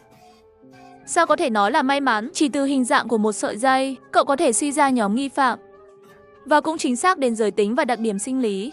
Không có bản lĩnh thì làm được việc này à? Tất nhiên rồi. Cuối cùng tìm thấy máu trong dây điện. Tôi thừa nhận, vẫn còn một số thành phần may mắn trong đó. Không có khả năng suy luận. Chỉ sợ là không thể đưa ra giả định táo bạo như vậy. Xác minh đi. Nghe thấy lời này, tôi nhất thời cạn lời. Khuôn mặt cay đắng không biết làm thế nào để biện minh. Thực ra, tôi đồng ý với những gì cậu vừa nói. Việc phá được vụ án của Hứa Lệ là do yếu tố may mắn chiếm phần lớn, cũng chỉ là vô tâm cắm liễu. Nhưng đội trưởng Cát chúng tôi lại cố chấp cho rằng cậu giỏi việc này đấy. Lúc này mới đặc biệt đến nhà để nhờ cậu giúp đỡ. Vừa nãy còn bô bô nói bản thân có giác ngộ cao, giờ thì sao không giác ngộ nữa rồi? Chẳng lẽ cậu muốn trả thù? Mê mông, tôi có chút bất ngờ nhìn về phía Trần Hạo, đột nhiên buông lời khiêu khích. Nhưng khi tôi nhìn thấy bên cạnh anh ấy, con búp bê trên ghế sofa, lại đột nhiên nhận ra cậu đang tấn công tôi. Người yêu của cậu đã tự ném nó vào nhà tôi. Có liên quan đến tôi chắc, nhưng mà thời nay theo đuổi con gái mà tặng búp bê ấy mà. Buồn cười thật, hóa ra cậu theo đuổi phú bà giàu có như kiểu theo đuổi thế này thì làm sao theo đuổi được hả anh em? Chúng tôi đến đây để cầu xin, làm sao cậu lại ăn nói như vậy với tiểu dạ? Cậu đừng bận tâm, Tiểu Trần mấy ngày nay vì vụ án cũng ngày đêm không nghỉ, tinh thần không tốt lắm, không thể tránh khỏi cảm xúc có chút mất kiểm soát. Cậu xem, nếu không cậu hãy suy nghĩ lại. Tất nhiên, chuyện trả thù cũng dễ nói. Dù sao trước đây chúng tôi mời điều tra tội phạm từ các tỉnh và chuyên gia đến giúp, cũng có chi phí, xong hoàn toàn có thể đường đường chính chính nói rõ ra trên mặt bàn, không có gì đâu. Chính mình là một sát thủ, chỉ cần bị cảnh sát bắt một lần, cũng sẽ kết thúc luôn sự nghiệp. Sao bây giờ lại giống bạn của cảnh sát rồi nhỉ? Đây không phải là chuột nhảy múa trong đám mèo, chính là tìm sự kích thích sao? Quên đi. Đại úy Cát, đi thôi. Rốt cuộc, anh ta chỉ là một trong những người thuê nhà của chúng tôi quen nhau không lâu, cũng không thể nói là quen thân. Anh ấy không có nghĩa vụ phải giúp tôi, đừng làm khó anh ấy. Câu này vừa dứt, bầu không khí bỗng trở nên khó xử. Sau một thời gian dài im lặng, tôi vẫn mở miệng. Tôi có một điều kiện. Cậu đã đồng ý. Tinh thần của Cát Cường bừng tỉnh. Tôi có thể thử xem, nhưng không thể đảm bảo nhất định sẽ làm được. Có điều kiện gì cậu cứ nói. Tôi liếc mắt sang Tả Linh. Sau một thời gian ngắn do dự, thông tin về vụ án bị hại của Tả Trị, nó có được phân loại là bí mật không? Ba người nghe được lời này đều cứng đơ cả người, đặc biệt là Tả Linh. Đột nhiên nghe thấy tên của anh trai mình, nhanh chóng đỏ mắt. Cậu biết vụ án đó sao? Tôi biết, nghe bạn của cảnh sát Tả nói. Thông tin về vụ án đã được phân loại, cũng được liệt vào danh sách của cảnh sát và Cục An ninh Quốc gia. Vụ án trọng điểm do liên ngành điều tra. Trong đơn vị của chúng tôi, chỉ có tôi và đại úy mới có quyền truy cập. Nếu lần này tôi giúp ông có thể để cảnh sát Tả được xem cái này không? Vụ án liên quan đến anh trai của cô ấy. Cát Cường nghe được lời này đầu tiên là quay đầu nhìn Tả Linh, lại cau mày nhìn chằm chằm vào tôi. Điều kiện này của cậu rất khó, tài liệu mật là bí mật. Không có quyền xem nếu không đạt đến cấp bậc và chức vụ nhất định, nếu không là bất hợp pháp, cậu nên hiểu. Vậy thì tôi cũng không có lý do gì phải giúp các người. Xin hãy hiểu cho tiểu dạ đây. Đây là 6 phạm kỷ luật, đừng làm khó tôi nữa. Nếu không chúng ta nói chuyện tiền, có thể thì giá chốt 1 triệu. Đùa à, cứ coi mình là Sherlock Holmes. Đại úy, đi thôi. Có rất nhiều chuyên gia thực sự có thể hợp tác với chúng ta. Chẳng lẽ còn phải dựa vào hắn sao? Cát Cường lại không để ý đến Trần Hạo. Tiểu dạ à, chúng tôi chân thành đến xin cậu giúp đỡ. Cậu không đồng ý thì thôi, không cần phải đùa với chúng tôi như vậy. Hoặc đưa vụ án cho Tả Linh xem. Tôi chẳng cần 1 xu, Không có gì để nói cả. Tiểu Tả là em gái ruột của nạn nhân, còn là đệ tử của tôi.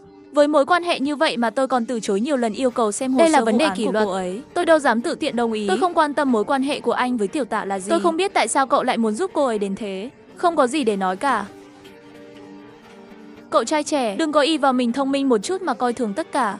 Cậu không giúp tôi, giúp nạn nhân, giúp đỡ công lý. Chẳng lẽ cậu là người không có tinh thần chính nghĩa sao? Ông không cần phải dạy tôi về chính nghĩa. Có nhiều cách để đòi công lý. Không phải là phải giúp các người điều tra mới được tính. Chúng ta đi thôi. Các Cường tức giận bước đi. Trần Hạo cũng bước nhanh theo. Nhưng Tả Linh chẳng buồn nhúc nhích. Cô không về nhà nghỉ ngơi sao? Cô là bệnh nhân. Tả Linh đầu tiên lau mắt. Cảm ơn lòng tốt của anh, nhưng anh thật sự không cần phải nói chuyện cứng rắn như vậy đâu. Làm sư phụ tôi tức giận rồi. Tôi và cái ác không đội trời chung. Tiêu đề bài văn này rất hay. Thông tin này. Trên mặt Tả Linh đầy vẻ bất ngờ. Làm sao anh biết được? Là do cô chị em tốt của cô đấy. Đây đều là chuyện trước đây khi đi học. Con nhỏ đó, tự dưng nói mấy cái này với anh làm gì? Dừng một chút, Tả Linh cẩn thận hỏi. Anh thật sự không chịu giúp sư phụ tôi sao? Tôi cũng chỉ tìm một cái cớ để từ chối thôi. Thật sự coi tôi là chuyên gia hình sự hả? Tôi tự mình biết mình nặng nhẹ thế nào chứ. Tôi chẳng có cái bản lĩnh đó. Nếu mà thật sự đồng ý thì còn phải làm lỡ việc của mấy người nữa. Anh giỏi lắm, cứ tìm một cái cớ xảo quyệt như vậy. Xem kìa, làm sư phụ của tôi tức điên lên rồi. Này, hôm khác bạn dỗ dành một chút không phải là được rồi sao? Chúc ngủ ngon, cảnh sát chủ nhà. Chúc ngủ ngon, người thuê nhà. Nhân tiện, con búp bê đó cứ để ở nhà tôi. Mau lấy lại đi, dù sao cũng là một phần tâm ý của người ta. Tôi không muốn. Sau khi tắm, tôi chui vào giường. Đang chuẩn bị tắt đèn, thế mà đột nhiên có tiếng gõ cửa vang lên. Tối nay, thật là náo nhiệt. Đây lại là ai nữa vậy? Một kẻ giết người tàn nhẫn, làm lãng phí 3 năm. Vụ án vẫn chưa được giải quyết. Tôi mở cửa, chỉ thấy Trương Hiểu Nhiên đứng ở ngoài cửa. Linh Linh bảo tôi gọi cậu qua, có chút việc. Tôi theo Trương Hiểu Nhiên vào nhà Tả Linh. Nói gì đi? Nói xong tôi phải quay lại gặp Chu Công nữa. Sư phụ tôi vừa gọi cho tôi. Sư phụ người gọi điện thoại cho cô có liên quan gì đến tôi? Ông ấy đã đồng ý với điều kiện của anh. Ông ấy nói chỉ cần anh chịu giúp chúng tôi lần này. Ông ta bảo sẽ cho tôi xem qua hồ sơ vụ án của anh trai tôi. Ông ấy thật sự đồng ý à? Vụ án đó là cấp độ tuyệt mật đấy. Có lẽ những lời cứng rắn đó của anh tối nay chắc đã khiến sư phụ tôi thấy thương cho tôi rồi nhỉ. Ông ta thật sự dám đồng ý luôn à? Tôi có thể đổi ý không? Không, nếu nói vậy chính là nước đổ lá môn.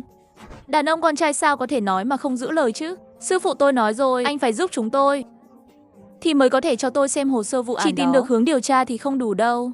Anh trai à, tôi hoàn toàn trông cậy vào cậu đấy. Nói thật, tôi chịu rồi. Là vụ gì?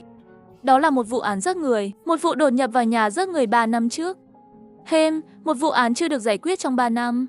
Theo lý mà nói thì cũng sắp trở thành vụ án treo rồi. Sao dạo gần đây đột nhiên lại có lệnh phá án trong thời hạn? 3 năm trước, em trai của nạn nhân chỉ là một thị trưởng bình thường, và bây giờ là phó thị trưởng phụ trách chính trị và luật pháp. Vậy thì chẳng trách gì mà bên các cô bị gây áp lực. Nói đi, vụ án cơ bản thế nào? Tự xem đi, trên đó có vụ án, ảnh hiện trường vụ án và ảnh thi thể, kết luận pháp y và mọi thứ. Ngoài ra còn có hồ sơ điều tra năm đó. Tôi bắt đầu kiểm tra, nhưng đang xem thì mặt tôi dần dần chìm xuống. Anh nghĩ gì về vụ này? Kẻ giết người này rất chuyên nghiệp. Chúng tôi cũng nghĩ đó là một sát thủ chuyên nghiệp. Hiện trường hoàn toàn không để lại manh mối nào có thể tiếp tục điều tra. Loại hiện trường vụ án này khiến tôi cảm thấy hơi quen thuộc, và nó khiến tôi có một dự cảm không lành. Anh nghĩ xem có cách nào tìm ra đột phá không?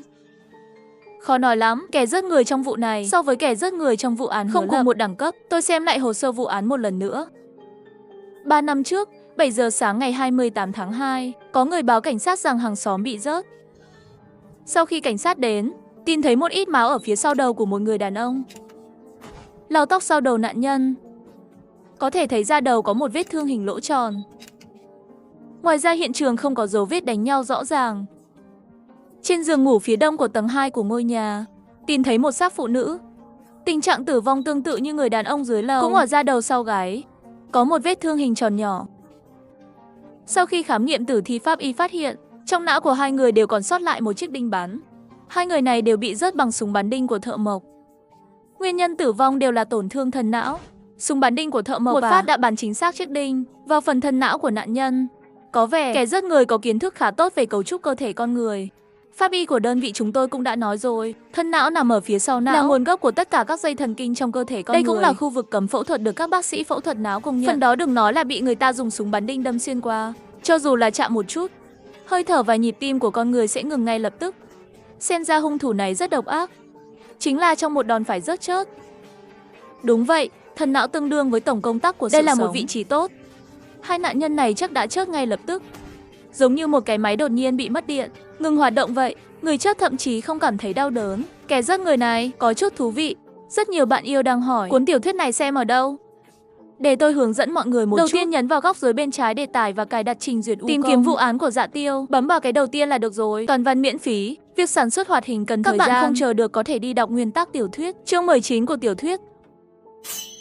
Nhận làm việc riêng à? Nghề của chúng ta mà nhận việc riêng, vậy không phải là giết người bừa bãi sao? Nếu chuyện này xảy ra, tôi lại phải làm việc không công rồi.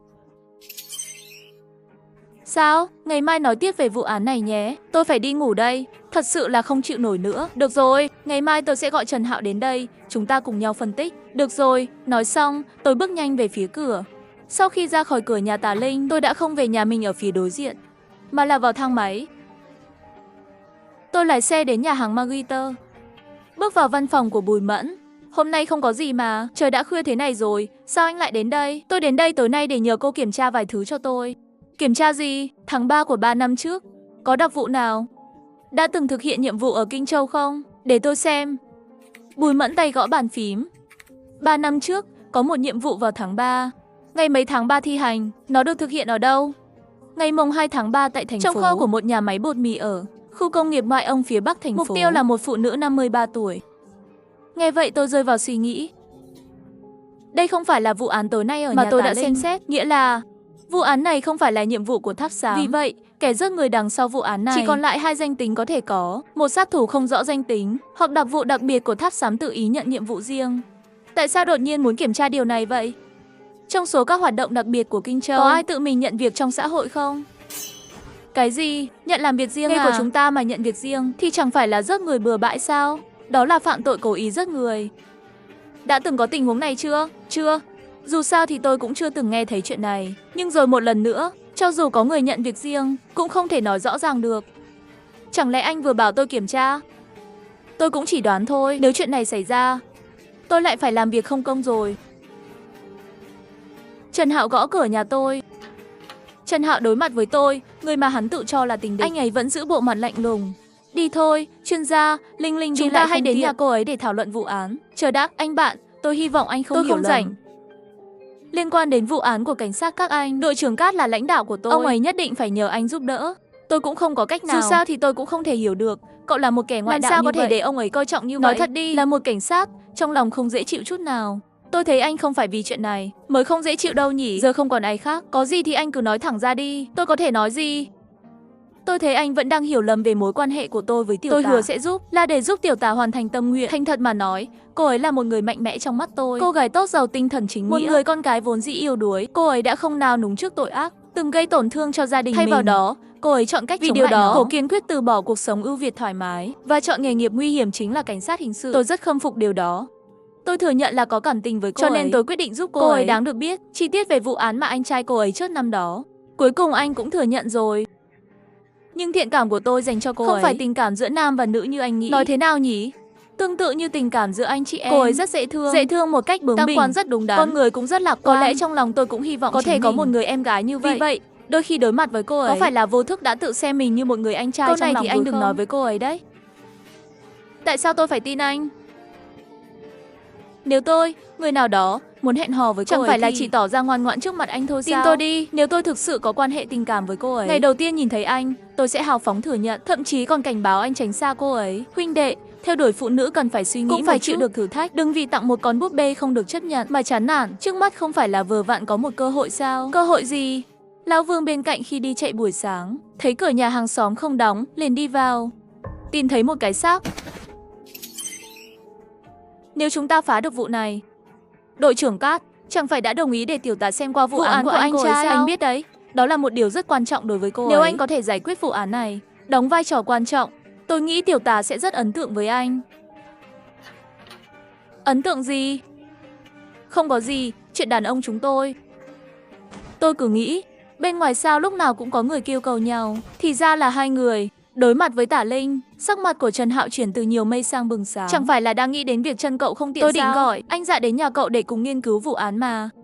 Vậy còn chờ gì nữa, vào đi. Sau khi vào nhà Tả Linh, Trần Hạo và tôi tự kiểm tra hồ sơ. Vụ này, hai người chắc hẳn đã nghiên cứu một thời gian rồi. Chắc là rất quen thuộc rồi. Tốt hơn. Trước tiên ai trong số các anh nói về trường hợp này? Mong muốn thể hiện bản thân, Trần Hạo mở miệng trước. Để tôi nói một chút về quan điểm của tôi. Đầu tiên, cặp đôi này, một người chớt trên giường trong phòng ngủ, một người chớt ở cửa sau. Tôi nghĩ điều này liên quan đến thời điểm mà hung thủ lựa chọn cẩn thận. Tiếp đi, kẻ giết người cố tình chọn thời điểm nào để bắt đầu?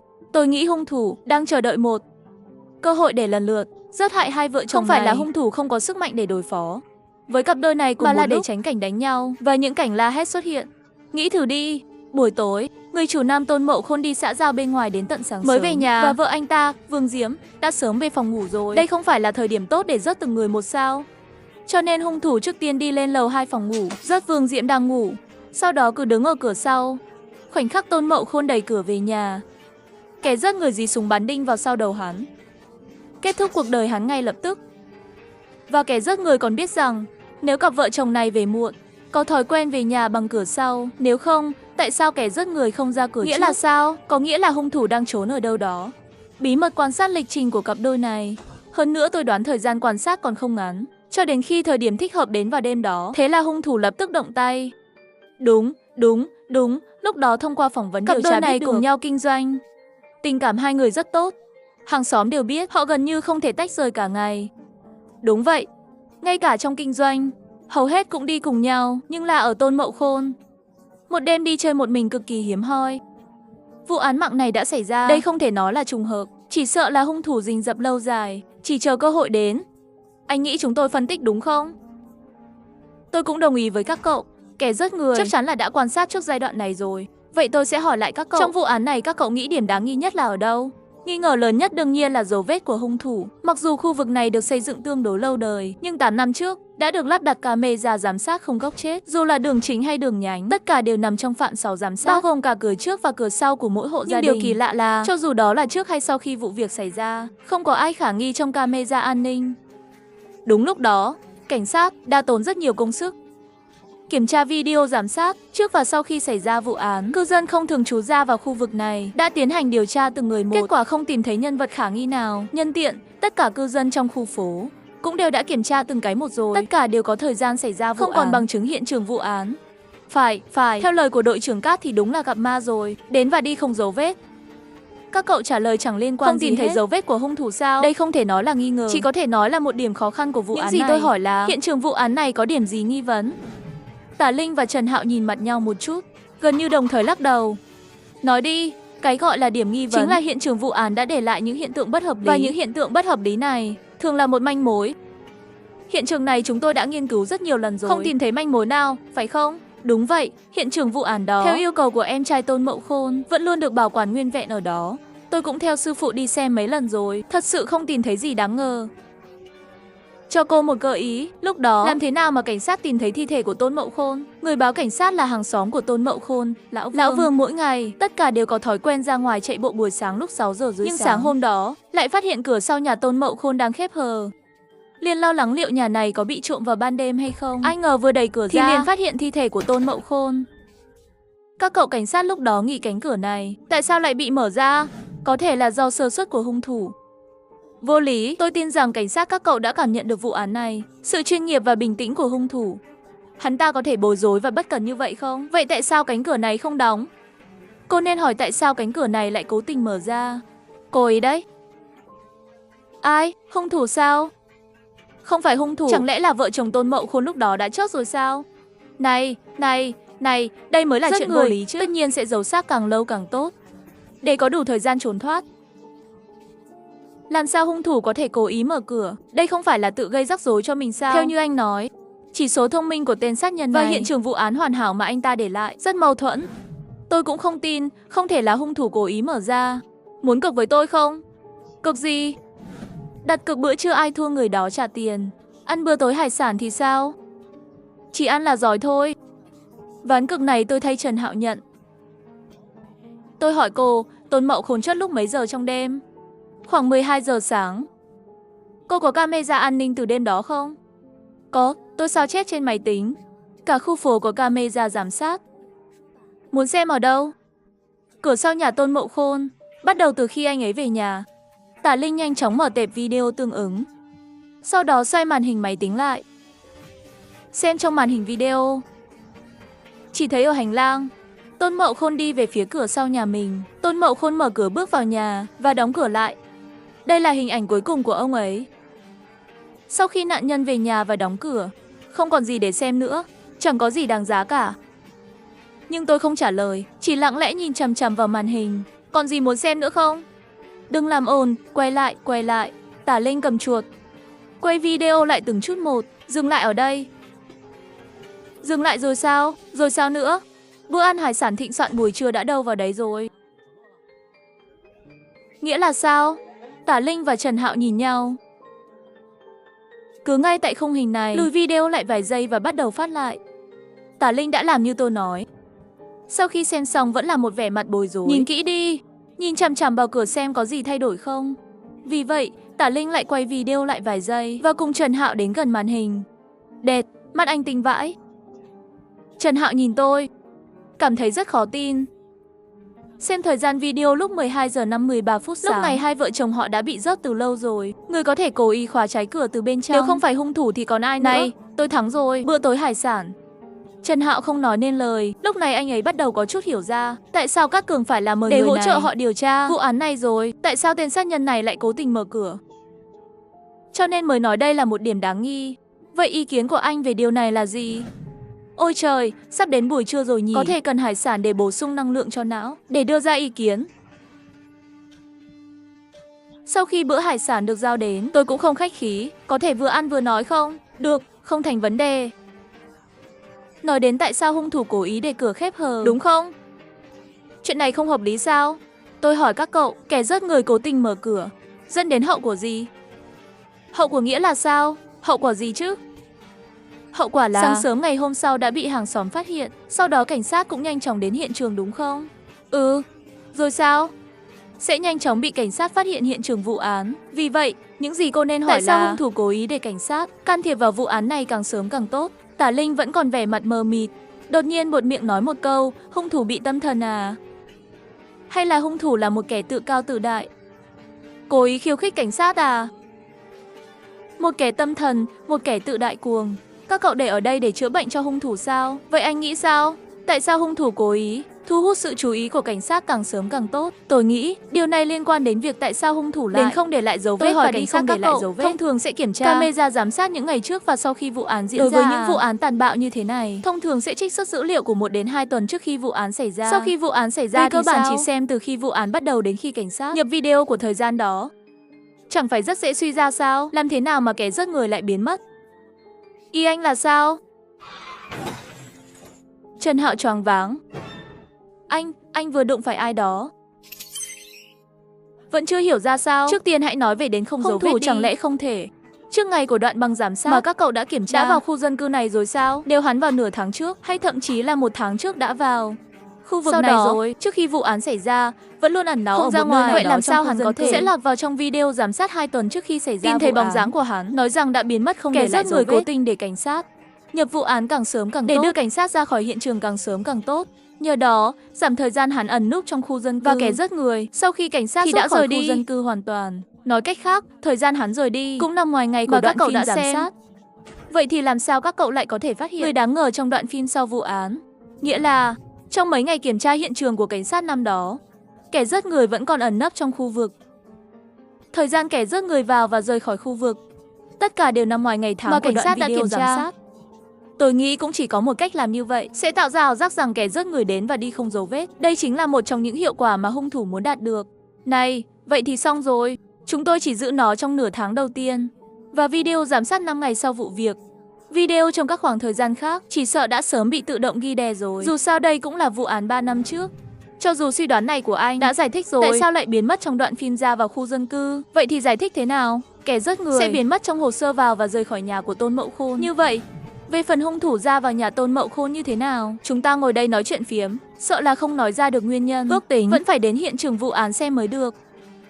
Vậy chúng ta mau ăn đi, ăn xong sẽ đến hiện trường vụ án. Sau khi ăn, Trần Hạo lái xe cảnh sát đưa tôi vào hàng xóm, khẩn trương đi về phía khu phố cổ từ khu mới. Này, anh nói Nếu đi, như hung thủ có bản lĩnh, dễ dàng ra vào nhà của Tôn Mậu Khôn. Vậy tại sao anh ta không đơn giản hơn? Tùy tiện chọn nửa đêm ra tay với hai người đang ngủ say sao? Khi lái xe đừng quay đầu lại nhìn tôi dò đường nhé. Thứ hai, anh nói nửa đêm ngủ say, nhưng anh có thể đảm bảo 100% nửa đêm ra tay đó, cặp vợ chồng đó nhất định đang ngủ say sao? Về mặt xác suất thì không. Giữa đêm khuya vẫn chưa ngủ được, thì bây giờ có rất nhiều người như vậy. Không tệ, cho nên hung thủ thà chọn Tôn Mậu Khôn đi ra ngoài một mình, ra tay khi về muộn, như vậy mới là điều hung thủ muốn, một cách hoàn toàn tự kiểm soát.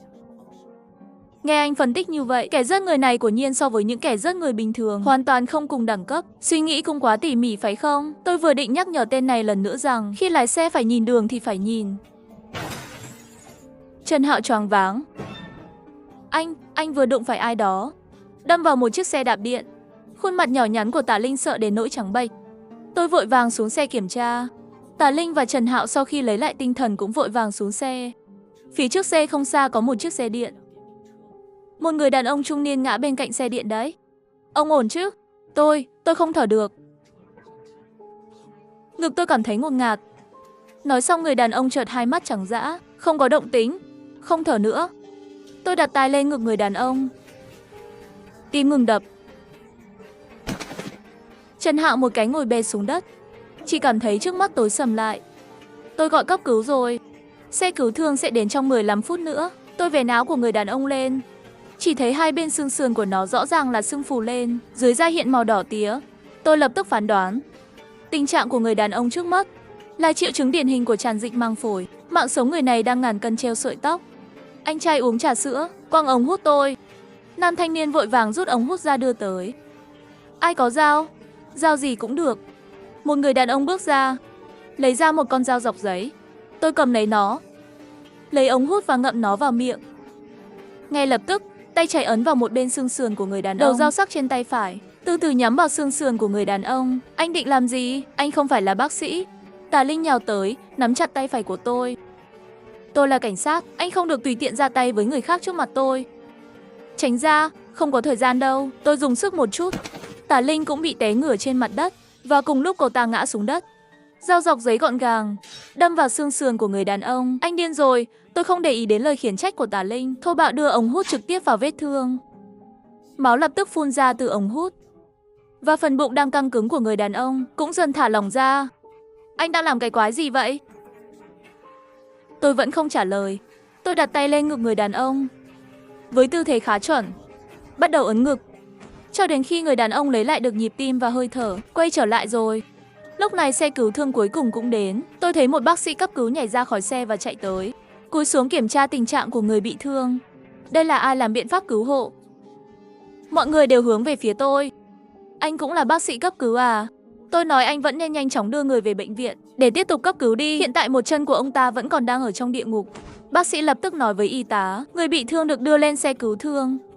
Trần Hạo cũng vội vàng đi theo. Rồi cảnh sát giao thông đến, sau khi hỏi hai chúng tôi một câu đơn giản, rồi kéo xe cảnh sát gây ra vụ tai nạn đi. Anh biết không, nếu anh ta chết, tôi sẽ phải bắt anh ngay tại chỗ. Nhưng tôi đã thắng. Hiện tại Trần Hạo theo đến bệnh viện rồi. Chúng ta còn đến khu phố Tân Thái không? Đi đi, dù sao cũng đến đây rồi. Khu dân cư Tân Thái không phải ở gần đây sao? Lúc này, một bà thím đang xem hóng chuyện đi tới. Các cậu muốn đi đến khu dân cư Tân Thái à? Đúng vậy, có chuyện gì sao? Người vừa bị đâm chính là người ở khu dân cư Tân Thái. Gần 50 rồi, vẫn còn độc thân, là một con nghiện chính hiệu. Các cậu có tin không? Gã này sẽ lấy tiền bồi thường để đánh bạc ngay khi ra viện. Không thua, không về nhà. Tôi và Tả Linh nhìn nhau, trán đầy những đường đen. Chắc chắn rồi, các bà thím trong khu dân cư không hổ danh là Cục Tình báo Nhân dân với cái danh hiệu cao quý này. Sau khi đến hiện trường vụ án, tôi đứng ở cửa, nhìn chằm chằm vào đường viền của xác chết mà không nói một lời, bắt đầu nhập vai, biến mình thành kẻ giết người trong vụ án này.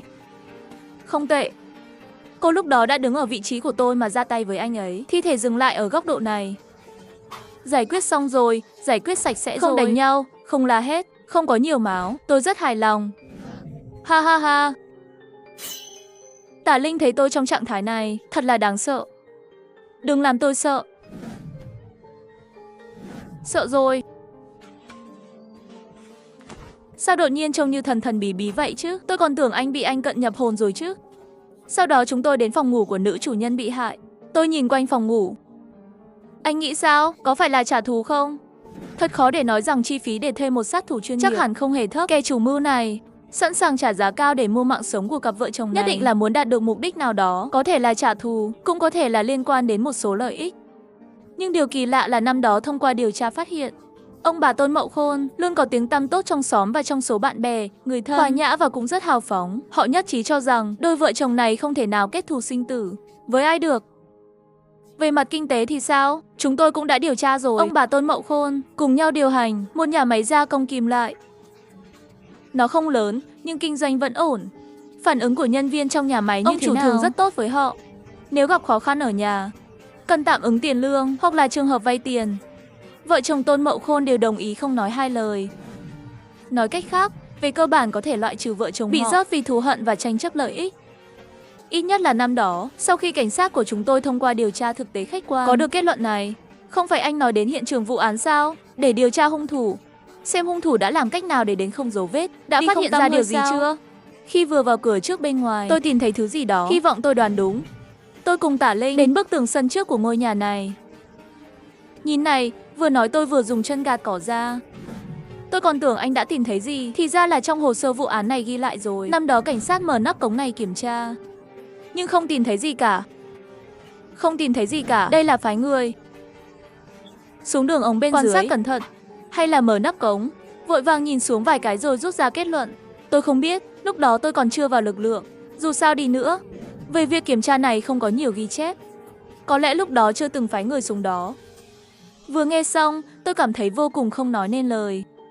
Nhưng điều đó thật kỳ lạ. Cửa thoát nước sao lại được đặt trong bồn hoa bên trong tường sân nhà người khác? Đây là miệng cống của cống thoát lũ. Từ ngay trên nắp cống có thể suy đoán, khu dân cư này được xây dựng trên một đường ống xả lũ ở khu phố cổ. Vậy điều này có liên quan gì đến vụ án? Đây là một điểm mù giám sát. Điểm mù? Ý anh là kẻ giết người đã trèo ra khỏi cống sửa chữa này. Tôi cũng chỉ đoán thôi, nhưng đây cũng có thể làm được một cách để biến mất trong đoạn băng giám sát. Vậy kẻ giết người đã vào đường ống ngầm từ đâu?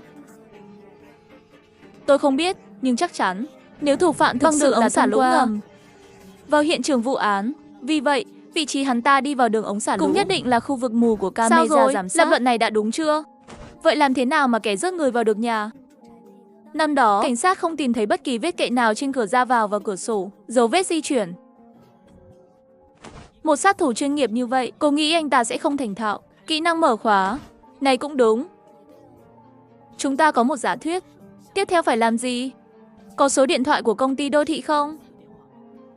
Có, xem số ghi trên nắp cống đi. Sau đó để công ty đô thị kiểm tra đầu cống sửa chữa gần nhất ở đâu. Ngay khi Tả Linh vừa gọi cho công ty đô thị, điện thoại trong túi tôi rung lên. Lấy ra xem, đó là một chuỗi số điện thoại di động quen thuộc gọi đến. Tôi giả vờ đi lang thang về phía xa, mãi đến sau khi cách xa Tả Linh rồi mới kết nối được điện thoại. Cậu đang làm gì vậy? Sao cậu không nghe điện thoại? Yến Tược vẫn ổn chứ? Không sao đâu, nghe nói cậu chuyển đến Kinh Châu rồi, mọi chuyện ổn chứ? Vẫn cứ thế thôi, chẳng khác gì. Chỉ là thay đổi môi trường thực hiện nhiệm vụ mà thôi. Không có gì khác biệt. Còn 2 năm nữa phải không? Phải, 2 năm nữa. Phía trên đã chấp thuận yêu cầu nghỉ hưu của chúng ta sau 2 năm nữa. Đến lúc đó ba chúng ta có thể chạy theo kế hoạch ban đầu. Thả lỏng tay chân mà làm đi. Nói vậy đi, không biết khi nghỉ hưu, ba chúng ta có đủ tiền không? Lâu rồi tôi không nhớ số dư, chắc là gần 50 triệu. Còn các cậu thì sao? Tôi có hơn 40 triệu. Đại thụ cũng gần như vậy. Như vậy chưa đủ đâu. Ước tính ban đầu của tôi là khoảng 300 triệu. Cái này còn thiếu hơn một nửa. Cho dù 2 năm nay ba chúng ta liều mạng nhận nhiệm vụ, chỉ sợ cũng không đủ. Cho nên ta cùng đại thụ lần này chuẩn bị kiếm một khoản lớn. Đến lúc đó kiếm được 3 tỷ hẳn là không thành vấn đề. Ý cậu là sao? Tổng bộ chuẩn bị cử tôi và đại thụ ra nước ngoài thực hiện một nhiệm vụ. Tiền thù lao sau khi hoàn thành là 50 triệu. Giá cao như vậy, chỉ sợ độ nguy hiểm của nhiệm vụ không thấp. Ý của tổng bộ ban đầu là cử 3 đặc vụ cấp VC chúng ta cùng phải đi thực hiện nhiệm vụ này. Sau đó đại thụ không chịu, chỉ đồng ý đưa tôi đi với anh ta. Sao lại bỏ tôi lại? Bên kia điện thoại im lặng một lát. Đại thụ sợ lỡ có chuyện gì, ít nhất còn có thể giữ lại một người. Nếu nhất định phải giữ lại một người thì cũng là giữ lại cậu. Cho tôi liên lạc với trụ sở để chính. Tôi và đại thụ đi. Không, nhiệm vụ này nằm trong kế hoạch thực hiện. Để lại đại thụ cho tôi tự tin rằng khả năng của mình mạnh hơn anh ta một chút. Tôi biết khả năng của cậu mạnh hơn tôi, nhưng nếu có chuyện gì xảy ra, cậu là người thực hiện tốt nhất kế hoạch của chúng ta. Tôi cũng sắp xếp như vậy để đảm bảo an toàn. Đại thụ, được rồi, từ khi nào cậu trở nên như vậy? Nhiệm vụ này tôi và Yến Tử có lòng tin. Hỏng rồi, đợi nhiệm vụ trở lại chúng ta nói chuyện tiếp. Tôi còn muốn nói nữa, nhưng bên kia điện thoại đã cúp rồi. Người tốt vẫn là tính khí xấu này. Tôi cất điện thoại đi. Quay lại thật sự bị giật mình. Lén lút nghe điện thoại mà trốn xa thế. Sao? Tôi làm kinh doanh ngoại thương. Điều này liên quan đến bí mật kinh doanh. Tôi tránh xa một chút để nói chuyện điện thoại không được sao? Tôi không thay đổi sắc mặt. Thật ra trong lòng là một đùi hoảng loạn. Được, tôi không phải đến đây để báo cho anh kết quả điều tra của công ty thành phố sao? Cứ như thể ai thèm nghe lén anh nói chuyện điện thoại vậy. Tôi thầm thở phào nhẹ nhõm. Cửa sửa chữa gần nhất ở đâu? Ngay cạnh ngôi nhà số 1 ở cực bắc của khu vực. Đi xem đi. Hai chúng tôi đứng trước cửa nhà số 1. Đồ ngốc. Bởi vì chúng tôi đang vây quanh nhà, trước sau xoay mấy vòng, cũng không tìm thấy nắp sắt của cống sửa chữa. Lại là hai người. Ở đây tìm cái gì? Này, tôi nói kỹ năng này của anh giống như rất chuyên nghiệp vậy. Chẳng lẽ cũng từng phạm phải vụ án gì sao? Bà ơi, bà cũng sống ở khu này mà. Tôi sống ở bên cạnh người vừa bị xe cảnh sát của anh đâm phải. Căn số 1 này chính là nhà ông ta rồi. Tôi ở số 2. Bà có biết có một nắp cống gần ngôi nhà này không? Ngay bên trong nhà để xe xây dựng trái phép đó. Nhà để xe này được xây dựng khi nào? Hình như 5 năm rồi. Bà có nhớ ngôi nhà này đã từng có người lạ nào sống trong đó không? Cậu hỏi vậy. Nhà này có rất nhiều người lạ, chuyển đến rồi lại chuyển đi. Ý bà là sao? Các người không biết, thằng khốn này cho thuê mấy phòng ở tầng 2. Sống bằng tiền thuê nhà. Nghe được lời này, tôi kéo Tả Linh sang một bên. Cảnh sát các cô, năm đó có kiểm tra những người thuê nhà trong căn nhà này không? Người thuê trước và sau thời gian xảy ra vụ án. Tất nhiên rồi, trên hồ sơ vụ án không phải đã ghi chép rồi sao? Cô đã mang theo hồ sơ vụ án chưa? Không, ai lại mang hồ sơ vụ án theo người chứ? Vậy cô gọi điện hỏi viên cảnh sát xử lý vụ án năm đó, trước và sau vụ án, tình hình người thuê nhà trong tòa nhà này. Tả Linh lại lấy điện thoại ra. Đồng nghiệp của tôi nói khi xảy ra vụ việc năm đó, phòng cho thuê trên tầng 2 của tòa nhà này trống rỗng. Không một người thuê nào. Không, còn kiểm tra hồ sơ thuê nhà do chủ nhà cung cấp. Nói là 3 phòng trên tầng 2 của ngôi nhà này. Hàng năm về cơ bản đều là trạng thái thuê đầy đủ. 1 tháng trước khi xảy ra vụ án đến sau khi xảy ra vụ án. 2 tháng trống rỗng, cả 3 phòng. Chỉ có thời gian đó là trống rỗng, thật bất thường. Tôi cũng là chủ nhà, bị anh nói như vậy thật là có chút bất thường. Thành phố Kinh Châu của chúng ta có rất nhiều người nhập cư, thị trường nhà cho thuê luôn thiếu hụt. Dừng một chút, Tả Linh đột nhiên sáng mắt lên. Ý anh là kẻ giết người đã trốn trên đó. Lại phải đi đến kết luận. Tôi đã nói rồi, chúng ta vẫn luôn cho rằng phải để suy nghĩ của mình dẫn dắt giả định, không phải ngược lại, bị dẫn dắt bởi những giả thuyết chưa được chứng minh. Vậy bước tiếp theo là gì? Xin vui lòng lấy điện thoại ra một lần nữa. Tả Linh vội vàng lấy điện thoại ra, chờ hướng dẫn tiếp theo. Bây giờ chắc đang phẫu thuật. Cô để Trần Hạo theo dõi hắn ở bệnh viện. Một khi thuốc mê hậu phẫu đã hết, thông báo cho chúng tôi ngay lập tức. Sau khi Tả Linh kết thúc cuộc gọi với Trần Hạo, nhìn chằm chằm vào tôi ngồi xuống trước cửa chớp nhà để xe. Anh muốn mở cửa và vào xem sao? Đoán xem. Không thành vấn đề, đợi tôi đến đơn vị xin lệnh khám xét. Tôi đứng dậy và dùng ngón chân đá vào cửa cuốn bằng đồng. Cần cái lệnh khám xét chó má gì chứ? Đây là nhà riêng. Ngay cả là ủy viên cũng không có quyền tự ý xông vào. Đừng giảng luật cho tôi nghe nữa. Đây là một ngôi nhà bất hợp pháp được xây dựng mà không được phép. Tính ra thì đâu có phải là nhà dân. Nói cũng đúng ha. Chỗ đậu xe này thuộc khu vực công cộng của khu dân cư, không cần lệnh khám xét. Cô đưa cái tóc cho tôi mượn đi. Vâng. Tả Linh do dự tháo chiếc kẹp tóc cài ở thái dương và đưa nó đây. Anh định làm gì? Mở khóa. Nói rồi, tôi thô bạo bẻ thẳng miếng sắt trên cài tóc. Ngồi xổm xuống đối diện ổ khóa rồi đạp mạnh một phát. Mở khóa. Kỹ năng nấu nướng của đầu bếp, phương pháp cấp cứu của bác sĩ cấp cứu, khả năng suy luận các chuyên gia điều tra tội phạm. Sau đó anh còn biết mở khóa. Hành tẩu Trương Hồ có nhiều kỹ năng thì càng tốt mà. Làm gì mà ngạc nhiên thế? Này, tôi nói kỹ năng của cậu đúng là như hắc vậy. Chẳng lẽ cũng từng phạm phải vụ án gì sao? Thái Quân, tôi là một công dân tốt. Tôi bận rộn giúp cảnh sát các cô điều tra. Đổi lại là nghi ngờ tôi. Nếu lương tâm của cô lớn, lương tâm tệ thật đấy, Thái Quân. Cửa cuốn bị tôi dùng lực mạnh kéo ra rồi. Hay ho quá, tay nghề của anh đủ trình độ nộp đơn lên đồn cảnh sát rồi đấy. Ánh mắt tôi rơi ngay chính giữa sàn nhà kho, trên nắp cống của mặt đất. Tôi đi đến nắp cống. Một cái đẩy nắp cống nặng sang một bên. Đầu dò nhìn vào cống sửa chữa. Nhìn thẳng vào lông mày tôi vặn lên. Sao vậy? Tả Linh cũng cúi đầu xuống cống. Cái gì vậy? Chỉ thấy đáy cống sâu 2 mét, có một cái gì đó tối tăm. Chẳng lẽ thật sự bị tôi đoán trúng rồi sao? Cái gì thế kia? Nếu tôi không nhìn nhầm thì đó là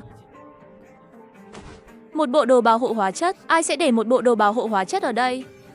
Nhanh chóng thông báo cho đồng nghiệp của cô đến đây. Tả Linh vội vàng lấy điện thoại ra, gọi cho đồng nghiệp ở đơn vị. Một chiếc xe cảnh sát đến. Một pháp y xách hộp dụng cụ vội vã xuống xe.